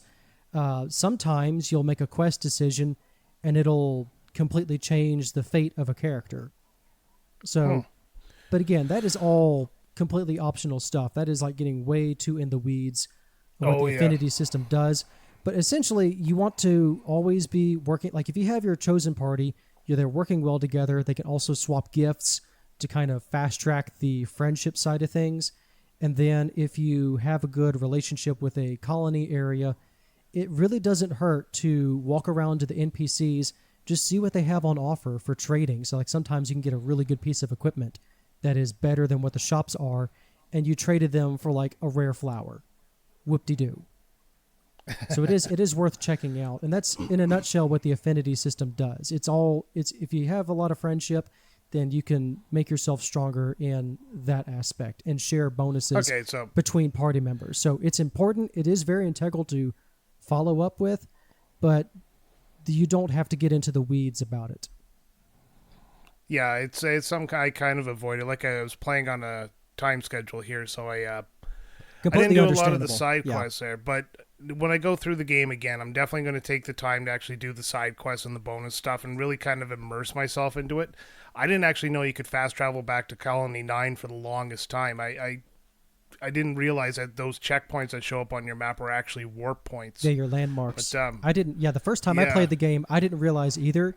So there were times like I was in Gar Plains, which is like 2 maps away from Colony 9. And so when I was trying to do some crafting stuff, I walked on the 3DS. I walked all the way back to Colony 9. And I was like, oh, it was about hours later. I was like, oh, I'm an idiot. But it's a learning process. That was the same with me. I then went from Colony 6 back to Colony 9 to Colony 6 back to Colony 9. And then it wasn't until I got to, or bumped into the Hyantia that I tried to actually using the area map. But the final thing here is gem crafting, and that becomes a very important thing to buff your skills. Later game armor tends to come with these gems pre-installed on them, but you got to find these gems all over the place, and it can be ore deposits or, I don't know, like I just kept finding a bunch of them, but they're also leveled. So you get 5 levels of gems. You can't use a level 1 and a level 2 or higher gem, or you can't mix any level gem. So you always have to make level 1 stuff, level 2 stuff, all the way up to level 5. Yeah. And using that is a great way to enhance your characters, but you got to be careful too. Like if you use Melia there and you just enhance her attack, like you're just wasting these crafting gems. So you got to really focus on what you want your character to be a little bit boosted on there. And I forgot about it. I'll be honest. I was at the last of the 3 big fights, or sorry, the first of the 3 big fights at the end, and I remembered that I hadn't done the crafting in a while, and I was getting my ass kicked. So I was like, "Oh well, screw it!" Like fast travel back to Colony 9, where I knew this gem crafting thing was, and I made myself a whole ton of level 5 gems, and things just changed. I didn't realize how important these gems were. Yeah, literal game changer. Again, early on, it's you'll have everything, like you said, buffing stats and things, and also buffing resistances. But like a level 1 resist gem for like, oh boy, now I have 8% topple resist. I'm sure this will come in handy. Nah, it's not worth it. Just buff your character stats. You'll get later gems like that. I think they go up further than 5. But it's essentially, it's armor components, it's armor crafting and all things. Like armor is kind of a pain. Not kind of a pain. Armor is a pain in this game because you got a bunch of pieces. You're always swapping out your equipment. Thankfully, they streamlined this in the future mainline games. Now, Xenoblade X keeps it, but that's Xenoblade X. That's the like MMO style game. But the 2 and 3 did away with this armor system entirely. But they did keep the gem crafting. They came back for 3, which is nice. And there is a side quest in this game where you don't have to keep going back to Colony 9. You can basically bring a portable system. But yeah, I mean, like if you're playing as Melia, boost her ether attack and boost her resistances. If it's Rhine, HP, strength, there you go. Later characters, you can get gems that's like, I know there's a gem out there called like Break. So like at the max level, it's like 30% of your time, your auto attack will just inflict break. It's an amazing gem. and that's worth it. But a lot of again, it's lower level to higher level. It'll scale with you and just keep at it. It's just another thing to keep track of along with the equipment. Oh yeah, so much to keep track of in this game. Armor weight's a thing. Like Ryan's the only one who really needs to be in heavy armor. Everybody else is okay in light and medium armor because they have those gem slots that you need. Heavy armor typically doesn't come with gems unless it's something that's a fixed thing, and that's usually like a monster drop or something. So it's just that if there's anything like that I really don't miss from Xenoblade Chronicles, it's this armor system. I love the more streamlined aspect of the later games so much better. Yeah, and I look forward to that. Before we move into the next part, I just wanted to bring up those enemies you talked about, the mini bosses almost. You're running around an area and you'll see an enemy there, and his name tag will pop up as you lock onto him, but it'll have like electricity flowing around it, and it's considered a higher level boss, and usually it's surrounded by same type of enemies of a lower level. I became addicted to hunting those down. That's how I leveled up in this game, is by hunting those things down, because they always dropped a big chest, which every enemy drops a chest. There's 3 levels. There's the 1 item, the 2 item, then the 3 item special chest. And usually inside of it, I had so many swords just drop from these things that basically funded my Xenoblade University. But yeah, like later in the game, grinding becomes kind of a slog, but these super bosses, or these, I guess not super bosses, these mini bosses in the level, they were pivotal to my success in this game. Yeah, absolutely. They are the unique enemy. Just the big boost, and it was also a good source of party affinity as well, if you wanted to grind them out. And then you got some later game super bosses that'll really give you a run for the money. And some of the names are rather fun. I do have to ask you, because it's almost like a rite of passage, basically, for every Xenoblade game. Did you run into Territorial Gonzalez, or the big monkey? I did not. The level 80? No, I didn't. Oh, man. So, yeah, so there's always, it's like a tradition. So in Gyre Plain, it's, I know that there's the one that appears after you defeat Zord, but there's one that's just running around. So in the middle of all of these, so you'd be about like level 15 or something going into Gyre Plains, and there's just a level 80 gorilla just trotting across the plains in the middle of all the cows. Oh. And he will cross your path, and he will just... I think I did see him, yeah. Yeah, you'll at least see him. I have been many of the times a victim of Giant Monkey, where I'm trying to clear out a side quest for slay monsters, and then all of a sudden I hear that unique boss music kick off. I was like, oh no, it's the electric guitar that I so dread. And I turned around just to get one hit KO'd by Donkey Kong. Oh, there you go. Donkey Kong got his revenge. Yeah. But yeah, those fights were... I love the fights. They're a little bit tougher, but man, were they worth it. Something funny about the game, though, moving on to cutscenes, which this game is... it's not heavy on cutscenes, but it really does have a lot of them. You can change what your character is wearing, so it doesn't matter what your armor is. You have the option of going into the menu and you can change it, including up to the point where they're in their underwear. I thought that was funny at first, and I put everybody in their underwear regardless of who it was, and we ran through in our skivvies. And when Shulk looks into the future, he'll actually be dressed in what you're currently dressed in. Yep.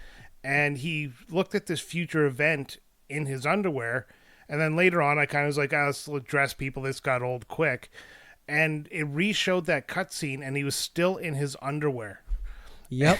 It just like recorded. I was like, that's actually a little bit of attention to detail, but at the same time, I laughed my ass off. I was just like, oh, maybe it's time I go back to the underwear. No, I've already changed the future, actually, because I got dressed.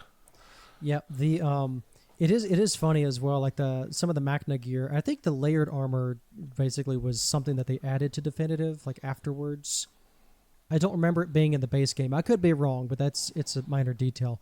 But it would be very funny of going from like the forest where it's like very jungle themed, and you know everyone's like dressed in furs, and Ryan gets a full on headdress, and Charla's like in a leotard, like a leopard skin bikini running around. And everybody's just having these serious moments. and like things will just start jiggling on screen. I was like, okay, Charlotte, you're distracting me. Go over there. But you have these serious moments, and then like one of my first games that I played, first times I played this, I was still wearing the Machna, like the jungle outfits, when I went to the super futuristic city of Alchemoth. And so it's just like a bunch of, the high technology meets the just all of the people who've been roughing it with Tarzan for a while. So I do think it has its unintended bits of comedy. Oh yeah, for sure. I don't know. I spend way too long trying to dress my characters to make them look cool to me, and yeah. But yeah, cutscenes in this game. I just wanted to cover those a little bit. I mentioned early on in the episode, you basically go from cutscene to cutscene. So when you're looking at the map, there's a little icon which is like the play icon or a flag, I think it is, and that's your goal. And every time you hit that goal, you get a cutscene, and the cutscenes can last anywhere from a minute to some of them were like really long later in the games that unfolded the story for you. Xenosaga was cutscene heavy, and that's kind of, I think, what turned me off of playing this game. Was Xenosaga basically made me weary of this, but I'm so happy that there's these expansive areas that you can actually explore before you go find the next checkpoint, so that you definitely have some exploration to do. It's not open world in the sense of you can go wherever you want. It's definitely inside of an area, but it was a nice change from Xenosaga, so it was a pleasant surprise for me. Yeah, like Xenosaga also had, especially like the early cutscenes, had a lot of in-game, like standing around character model kind of stuff. And obviously Xenoblade has that as well, but they also mixed it up with your more dynamic cutscenes. It was still in-engine, so it wasn't like the graphics just suddenly got amazing out of nowhere, but they really, what I really appreciate about when they go for that dynamic deal is they shoot the Xenoblade cutscenes like it's a dadgum movie. Like everybody's gets their action shot. Everything is like it's shot very much like a movie, or like some anime moments in here, but it's all feels grounded within the story. Again, like the game, like the powers that Shulk sets up is like one of the times right before you fight Zord. There's a Mechon boss that uses a bunch of like hidden traps in the ground. And Shulk is able to, of course, see these traps in the ground and also give the evasion buff to everybody else so they can do it, which is one of my favorite cutscenes early on in the game, because everybody's just doing the whole action hero flippity-dippity shit. And then you go into the actual fight, and it's like, okay, what you just saw him do, giving the evasion buff to everybody to avoid these traps, now you have to do it in the cutscene, or now you have to do it for real. Yeah. It was just such a cool way that they would move the camera around the space. Like they really used every single inch of the space, and they would focus on emotions. You would see a close up of Dunban having this little eye movement during a conversation, or Ryan doing.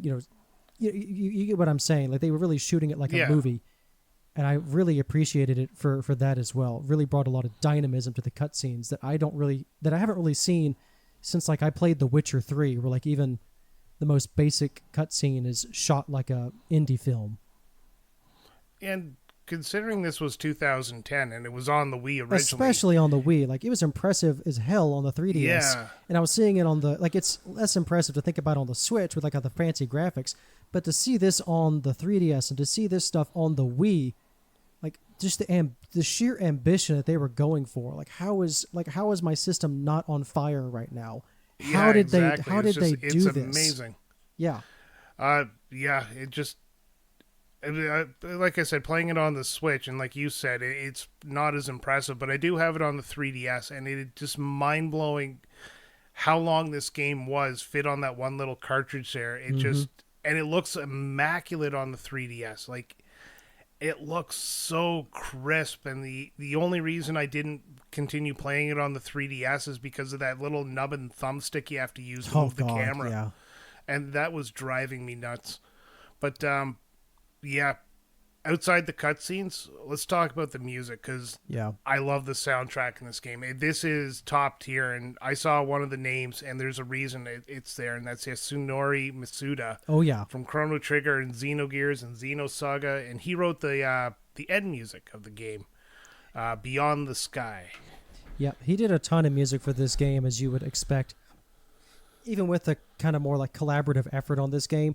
But you have Yasunori Mitsuda, you have another group of artists called like Ace Plus, so they did a couple of area themes, including the unique boss music called like You Will Know Our Names, which gets a remake or a remix in all the other games. So it's really interesting to hear how they expand on it in future games. But like symphonic rock and roll or symphonic metal is how we like describe You Will Know Our Names. It's just absolutely amazing. You've got lastly, to really round it off, you have Manami Kyoto. She arranged a lot of songs, and she also provides vocals, like of a lot of vocal tracks. That's her voice. And then when I was playing the game, I of course saw Yoko Shimomura because I was playing Kingdom Hearts and everything. And Yoko Shimomura certainly contributed music to this, but she was more like a guest composer in this deal. Yeah. And then a lot of the things that she wrote were then arranged by the Ace Plus group. But she did do like the main theme, the prologue theme, the really tender Shulk and Fiora's theme. And then, of course, the one that you'll probably hear the most, she wrote Time to Fight, she wrote and arranged Time to Fight, which is the main battle theme of Xenoblade X. As soon as that violin kicks in, you know you're in for it. It's amazing how you can hear their styles in their music as well. Like you almost know who it is. It reminds me of Sea of Stars when I was playing that, and you could tell which tracks were done by Eric Wright and what tracks were done by Yasunori Masuda, just by the way they sounded. Like some of them sounded very Chrono Trigger, and you're like, yeah, that's his style. That's him right there. And you can kind of hear it in this game as well when you're like in the like gentle, I don't know, village-esque type music. It really hits that Yasunori Masuda style. And the Yoko Shimura, I can't pronounce it. You can hear her music in the Kingdom Hearts style as well, the very jovial music. Yeah, she has a strong melody game. That's basically how you can pick her out if it's got a really, really just driving melody through it. But that might have been the better word for me to use as opposed to jovial. I couldn't think of a word off the top of my head. Yeah, it's whatever. I'm not a music theoretician or anything either. But even musicologist, sure. Certainly not a mixologist either, but I can make you a good rum and coke. So we got all these four people. You know, it's a really good collaboration as well. You can still feel everybody's distinct styles, but it blends into a really cohesive unit. This is certainly not a clashing of the composers in any aspect. I do want to circle back one real quick thing. I didn't know if I wanted to just kind of let this one go, but I think on thinking about it, I do want to mention it. If we're talking about the cutscenes or like the general areas of all of the places. So as you are exploring this world, like we said, the world is these two giant titans, and you are working your way up through the Bionis, and then you get onto the Mechonis at some point. But like Colony 9 is located at the Bionis ankle. And then like Gar Plains is on the Bionis, or like you go up through the Bionis knee, and now you're on the leg where Colony 9 is. And at every moment, especially in Gar Plains, every moment you can look up in the sky and tell where on the Bionis you are. And then at several points in the game, you will look across this vast ocean that separates both areas, and you will see where you are in relation to the Mechonis. And so at some point you'll get high up on the Bionis where you see where the sword is embedded into the side of the Bionis. Every single step of the way, you can tell like, okay, we're at the Bionis at the top of the head with Alchemoth and everything. And you can look across and see your enemy. It's always an interesting way of just... And there's like where you're at from Colony 6, you can look down, and way at the bottom you can see Colony 9 peeking out. You can see the valley where Colony 9 is situated, and sure enough, it is on the hill. It is such a cool aspect of world building that it's just one of those, the game doesn't even go like, oh yeah, look here or look over there. It's just part of the game. Yeah, it's just something to fill in the environment there. It's something that's passive. I did do that when I got high on the Mechonis, Bionis. I started looking around because I noticed the Bionis head When I was on the sword, I was looking over at the Mechonis there. It's definitely something. Take your time, soak it in. Yeah. And the Very, music, very well done. yeah, the musical atmosphere just enhances that whole thing. The sense of grandeur and scale that comes with the soundtrack just really feeds into it for just a really unique experience. And you get your day-night themes as well. So you'll have areas like that will actually come alive at night. You know, there's a location called the Marsh, the Sotoro Marsh, where the true theme is actually at night when the place goes from a boggy swamp into, oh, now this is a phosphorescent rainbow place where all the trees turn into giant sparklers and just, oh my gosh, one of the prettiest places. Or when Alchemoth, when you're out above the sea and floating islands, and all of a sudden there's a shooting stars, like the sky lights up in an aurora borealis and there's shooting stars. And it's just casually happening. It's just a weather event. Just, my God, this game. When they meld story, characters, music, and environment or the world together in a way like they did with this, it is done so perfectly. It's like he took all the lessons of the past when he created this world and he melded them together in this I'm not going to say perfect game, but this near perfect world. And everything enhances everything else. It's just, God, it's such a beautiful game. 10 out of 10, that's how it looks. I'm going to go with that right now. But you want to shift gears? You want to shift into the spoiler section here? Yeah, we've been going for a good while. I think it's time to get heavy with the story and kind of get into the meat and potatoes of this one. Yeah, we're not going to ruin the ending of the game here, but we are going to get into some of the reveals that happen. So if you don't want to listen to it from this point on, thank you for listening, and we hope you check us out again. From this point on, we are going to say spoiler warning, so you've been warned. So what is the main twist of the story, Dave? There's a bunch of them, but I think the first big one is what is Mechonis, or what are the faced Mechon? Yeah. Because throughout the whole story, the Monado, again, it cuts through Mechon like butter, but then the faced Mechon, for some reason, just doesn't work. And it's actually told you... On top of that... Uh-huh. Yeah, sorry, you go ahead. The one to reveal this. Go ahead. But early on, we are cutting a Mechonis with the Monado, and the sword goes, and it goes right towards Fiora, and it bounces off her. That's exactly what I was going to say. Yeah, exactly. Yeah, I knew you were going to say that, but the point I wanted to bring up was... You have the honors. I did not realize that until it was revealed later in the game. I was just so completely oblivious to this obvious clue that I sat there and when the reveal happened, I was like, oh, well, I'm a fucking idiot. Holy crap. Because they re-showed that cutscene. Yeah, they showed it. It was like, oh my God, they told me what this thing was 2 hours into the game. Yeah, like, and oh my gosh. I barely even paid attention. But they do also kind of red herring it because it's early on. It's like Shulk's trying to hit Metalface, and he's like, what is that light? Other Mechon don't have that. So first I was thinking like, oh, the faced Mechon must have a special shield. And then, like, why did Metalface suddenly take off? Oh, the anti-Monado shield must be wearing down. That must explain it. Or like when Zord was dunked in the Ether River after his boss fight. Of like, oh, it just totally took out his shield and he's all corroded now. So he's good. Yeah, and Metalface didn't talk at first. It was Zord who was actually revealed that the face Mechon can talk. Right, which was your first hint of what they were. And then after you killed Zord, Metalface started talking, and what a McDastardly type of voice too. I love him. I love to hate him. Yeah. He was casted perfectly. My goodness. Yeah, and the big reveal with him is he's actually what's his name there? He's Mumkar. Scroll up. Mumkar. He's Mumkar, the one who ran away from the Prelog battle.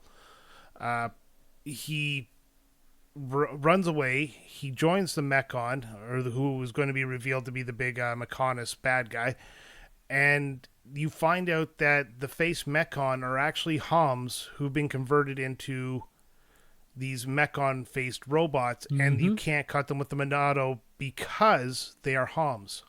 Yeah, the whole thing is the Monado cannot hurt people, and that was again told me at 2 hours into the game, but then so soon after that, Fiora is killed off by Metalface that I'm thinking a complete different line of thinking my first time playing through. And it just feels so obvious. That's the best kind of twist. It just feels so obvious in hindsight.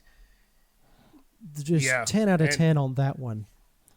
Yeah, slap in the face, you figure it out, and all of a sudden, you have this mission, because you learn about the big baddie, who is the, oh god, I gotta scroll up well, again first to his find name, the names. yeah, so first it's like, oh, we gotta go against the Mechonis leader, so it's a guy named Egil, and you only ever see him as this giant golden dragon mechanical thing looking dude who's always like, commence the assault on Bionis. Kill every last one of them. You're like, okay, yeah, this is our bad guy. But I honestly thought he was the bad guy. I messaged you saying I'm about to wrap it up. That's when I was fighting him. Yeah. And then, then the whole the part of the spoilers we're not going to ruin. That's happened after that. Yeah, I had the biggest grin on my face when you said you were fighting Egil, and I was like, yeah, have fun. And I just closed the phone, and I just waited. And sure enough, later it's like, that wasn't him. That wasn't. Yeah, that's where the 40, 50 minutes of cutscenes happened. Yeah, but I mean, it's unpacking everything. It's a big moment. Yeah. Well, there is a couple more things we're gonna spin off. You run into somebody named Zanza early in the game. Not too early, probably about halfway through. Yeah. And Zanza is a giant who's been trapped on the Bionis in this place called Prisoner Island. And Melia's father releases him, basically. And for some reason, all of a sudden, Zanza has the power to unleash the full power of the Monado. Well, he's the one who does that. He's the one who says, Zanza says, I created the Monado. Like, this is something, so I'm the one who, and for that's the reason I was in prison, because this weapon kicked off an entire war, and so they didn't like that. And the whole time he's just lying through his teeth about what it is that he does, and again, later reveal of all that. But the whole point of the game, also, like, after you have the big confrontation with Metalface, and you start, like, around Colony 6, you start getting this recurring vision of Shulk at Prison Island, and we see this emperor, and we see this princess who turns into Melia and Saurian. So the whole game is like leading us on up to this big moment of getting into Alchemoth in what was basically Chapter 8, when this starts to go the political. You start getting into proper Act 2 of the game, where Zanza goes, all right, let the Monado be unleashed, and now it can cut Homs. Now the game opens up, and Shulk's all of his arts get leveled up, and the Monado gets a power up. Right about the time that Shulk's starting to fall off the damage curve, he gets that big buff. It's a literal game changer. So the entire game has been working up to this moment, and you finally get that big cutscene, and woof. Yeah, it's one of those moments that make you go, oh my god, in this game. And then after you beat Igor? Egil? Fuck. Yeah. Okay, Egil, yeah. You're going right back to Mechonis land. Gotcha. Yeah. Because a lot of stuff happens in between these two cutscenes that really develop the character, but it's something you got to experience. It's not something really I think would be best explained. No, I'll just say, like, obviously, yes, you do get to explore Mechonis, and in a way, things are not as they seem. So by the time you get to Egil, your priorities are a bit shifted, shall we say? Yeah. But I do want to say, I do find the actual exploring the Mechonis to be very interesting. So you're sitting here going, okay, we went from plains and such, and all these varied locations. There's not really a desert. Mechonis Sword is basically the desert, but like mountains and forests and giant sea. What's the Mechonis field? One of my favorite field themes is like going through a giant factory. So pistons and machinery and things like elevators going up and down, and it's almost like a puzzle to get through, because you have to supply power to, you're in a factory, so you're triggering different things. Oh yeah, and then you can fall. It's also so tall. It's like there are moments like where I jumped from the top of Mechonis Field all the way down, and there are moments that'll give me vertigo in this game. My stomach just about went up into my throat doing that one. Oh, and you fall down there, and then you get the damage, and then you get like I don't know, you get like 1 or 2 hit points left, and then it just heals you automatically. Yeah. There are a couple of times where I fell way too far, farther than I probably should have, and just survived with sheer luck. Yeah, there's some drops in this game, but that's just all part of the exploration. Yeah, you can walk off almost any cliff. You can walk off into the Ether, like, if you want to, or you just into the blue ocean if you really feel like it. There's just parts where, if you hit the controller, you sneeze, you're done for. Yeah. But, so Eigel, going back to that fight, he's presented as the big boss, but like you said, the goal is shifted. You've met his father, who's down on the hand that was cut off of the Mechonis. They have a little settlement there. You're told about the entire history between the Bionis and the Mechonis and why this battle happened. So you shift your attitude, you go up, you say, well, I still got to stop this guy because he still wants to kill us. And Shulk really does want to kill him right up until the point the sword's, an inch from Eigel's face. Yeah. So that's when the big reveal happens. And this is, I know I said I wasn't going to go beyond this, but I can't think of a way not to go beyond this. We find out Zanza is actually the Bionis himself, the god of Bionis. And he has been watching you the entire time. Yeah. The Monado, you thought you were in charge of the future? You thought you were in control of the Monado? Not anymore. Yeah, it's the other way around, yeah.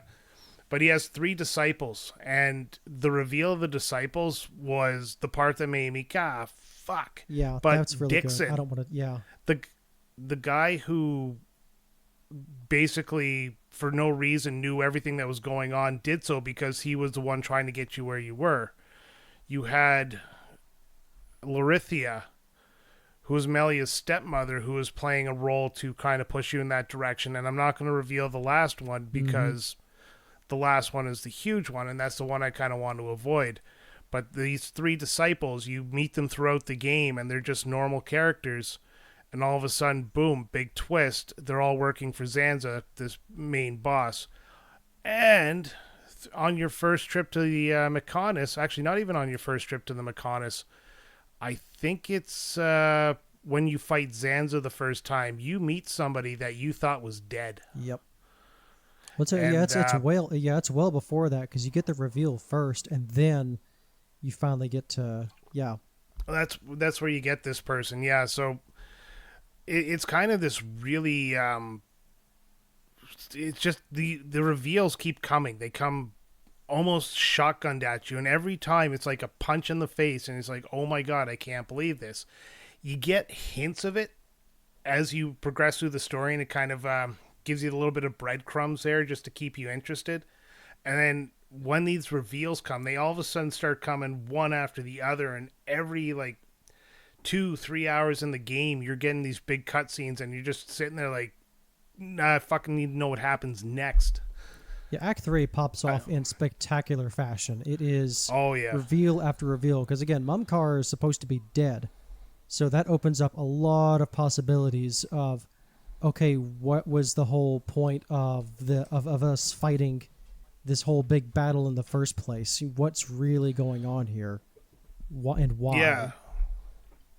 And just as they come out, especially the end, when everything comes to a head and you get explained the entire story of how this whole Bionis Mechonis world came about, and it's this really interesting way to create a world. And I don't want to, like I said, this is the spoiler part, but I really, if you want to play this game, or I encourage you to play this game now. No, it is suitably ridiculous, but it's also so good. And it is the perfect way, in my opinion, to explain it while not being so grounded in reality that it becomes ridiculous. It is very fantastical, and it's a great way. It's a sci-fi anime, basically. This is what you'd see in a very cheaply done but very entertaining sci-fi fantasy anime. The whole techno babble, or I would call it, again, the science fantasy aspect. You can of course break apart some logic or things, but it makes sense everything makes sense in a character format. So anytime there is a bunch of techno babble or magic jumbo, how does ether work?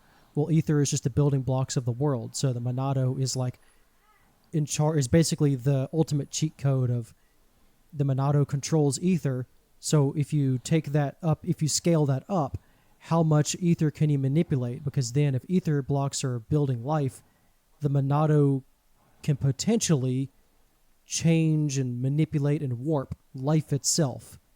And you just keep carrying that logic further to what would a villain want to do with that? What would a hero want to do that to counter it? How do you even, if you're up against something that can do that, how the hell do you face it without getting de-atomized, essentially? Yeah, exactly. We're running about an a hour long way. 35. Yeah, this has been a great conversation, but you have some things here on the notes, some tips and tricks by Dave. Do you want to go over them quickly? Then you can do a wrap up and give your rating out of 10. Yeah, sure. So, in fact, you can probably put this tips and tricks at the pre-spoiler section, or kind of move it around if you want. But for those of you who have obviously stuck around with us, have played this game before, or maybe it didn't quite gel with you, I mentioned one earlier already. Use the affinity system. Again, if you raise the affinity, it means you get better party synergy. Party members can share items and buffs and all that kind of stuff. Check out the NPC trading. Synergy. Again, your gem crafting, just focus on the stat boost. Don't worry about the rest. If you're looking for a resistance, it's when you get to about 20% plus is when you may actually start to see the activation be worth it in a battle. Anything less than 20% or anything like especially less than 15% for a resistance, you're much better off just boosting a stat. You do get a lot of treasure during here, so obviously money is never an issue in this game. But if you are going into the gem crafting aspect, just clean out all of your, as soon as you have enough built up of the next level to replace everything, just anytime you come across a lower level, just immediately sell those. That's just now money, because you're new, you just keep getting to the new thresholds. And it's just that those are just some general things to do. Just always keep track of your equipment and keep an eye on the armor rating is not as important as the stat buffs, especially if you want a bit of a cheat code.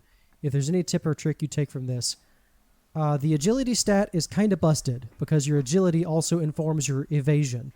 So characters like Dunban, he is ostensibly a tank. He is an evasion tank, and you can make Dunban and Shulk practically untouchable.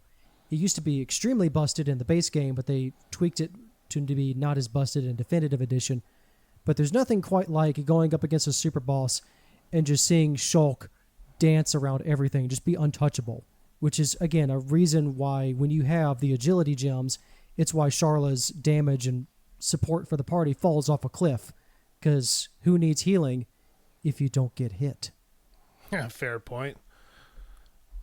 That's great tips. I'm going to take those into my next playthrough. So, how would you summarize this game with your thoughts and rating it out of 10? Yeah, I mean, overall, I've done nothing but praise this game throughout the episode. When I played this, I was still relatively new to the really super duper hardcore JRPGs. If there's anything, the greatest thing about this game is it is a very, very involved RPG, which is also one of its weaknesses. It is a very, very involved JRPG.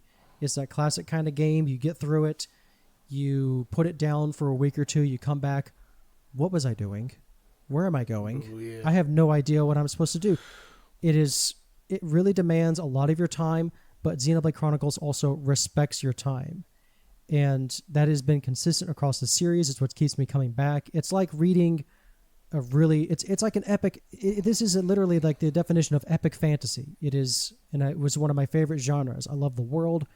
The Bionis and the Mechonis is super cool. Love the music, the characters.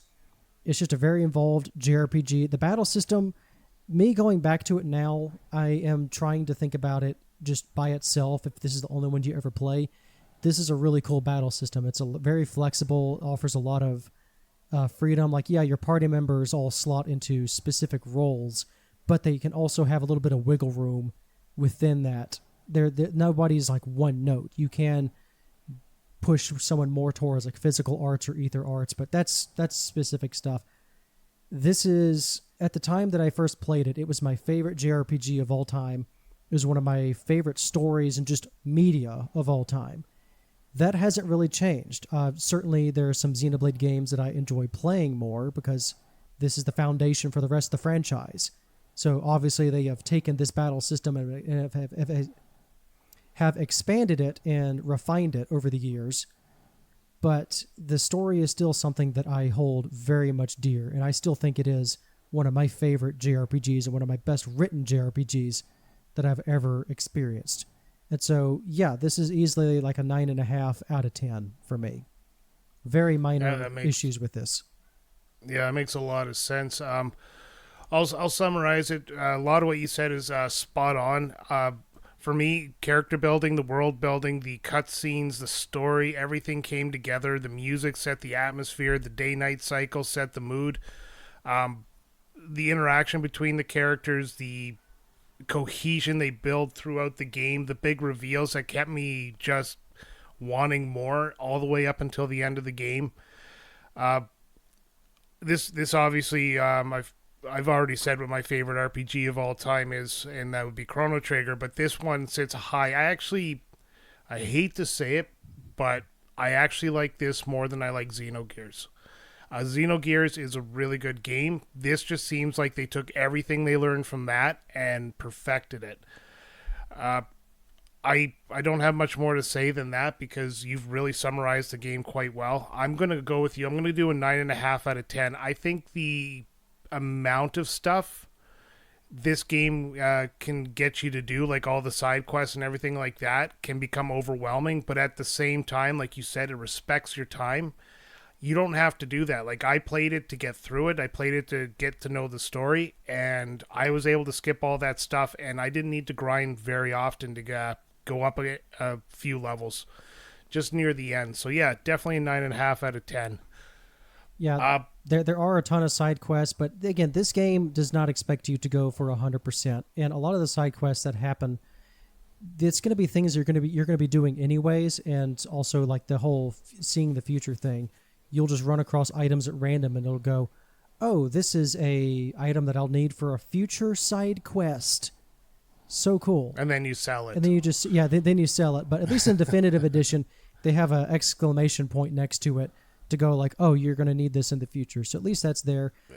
Obviously, the Definitive Edition is the way to play it.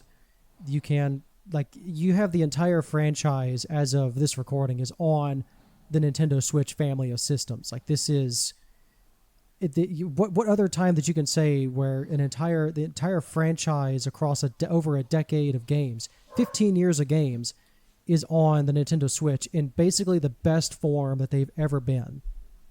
Yeah, absolutely. All right, that's going to do it for another episode of Retrotopia. Dave, thank you for joining me. This has been an absolute pleasure. Tell them where they can find you.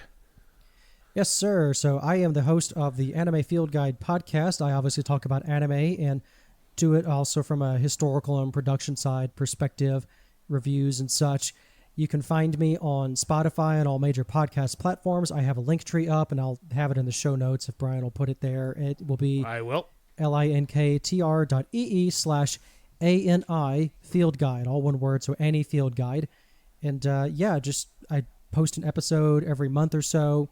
Well, I post 1 or 2 episodes a month, and then we have a Discord server. All of that's in the link tree. We'd love to have you, and I hope you enjoyed me nerding out over one of my favorite game series, arguably of all time. And so I look forward to hearing your thoughts, Brian, as you experience the rest of the franchise, particularly Xenoblade 2. It's very different from the rest of the games, but it's also expands. It's when they first realized you had Xenoblade 1 and then X, and then Xenoblade 2 was like, okay, now we have a franchise. And so that's when they were really starting to build, and you could see some of the bigger ideas that were then retcons, very slight retcons, into Xenoblade Definitive Edition. Yeah, no, I'm looking forward to it. I need that cooldown so I kind of forget the fighting system so that I'm ready for a new one. But I'm definitely going to jump into it probably within the next year or so, because I think I'm hooked. I honestly really do. And if the stories from 2 and 3 are just as good as 1, then bonus. All right, if you want to find our show, social media, you can do so at linktree/Retrotopia. That's linktr.ee/Retrotopia. We also have a merchandise store at retrotopia.dashery.com, where you can find all of our merchandise, most of it made by me, a lot of it workshop by Sam and Alan. And finally, we have a Patreon, which you can join for free at patreon.com/Retrotopia, where you can join in on the conversation by submitting comments and much, much more. Thank you for listening. Dave, thank you for being a part of this show. Thank you for being part of the community. Over the years, we've gotten to know each other through Discord. It's been wonderful. Any final words for the audience? Nope. I mean, I hope you enjoyed the conversation, and if this didn't convince you to check out Xenoblade Chronicles, I don't know what else I could have really done other than get on the floor and beg, I suppose. But yeah, this is a great conversation as always, and it's just good to be behind the microphone with you after a while. So I look forward to many more future collaborations. Absolutely. And you heard it here first. If you don't play Xenoblade Chronicles, SuperDave is showing up to your house. If you see a black sedan out front, maybe lock the door and turn off the lights. Until next time, this is Brian for Retrotopia, and remember, you don't choose your Monado chooses you.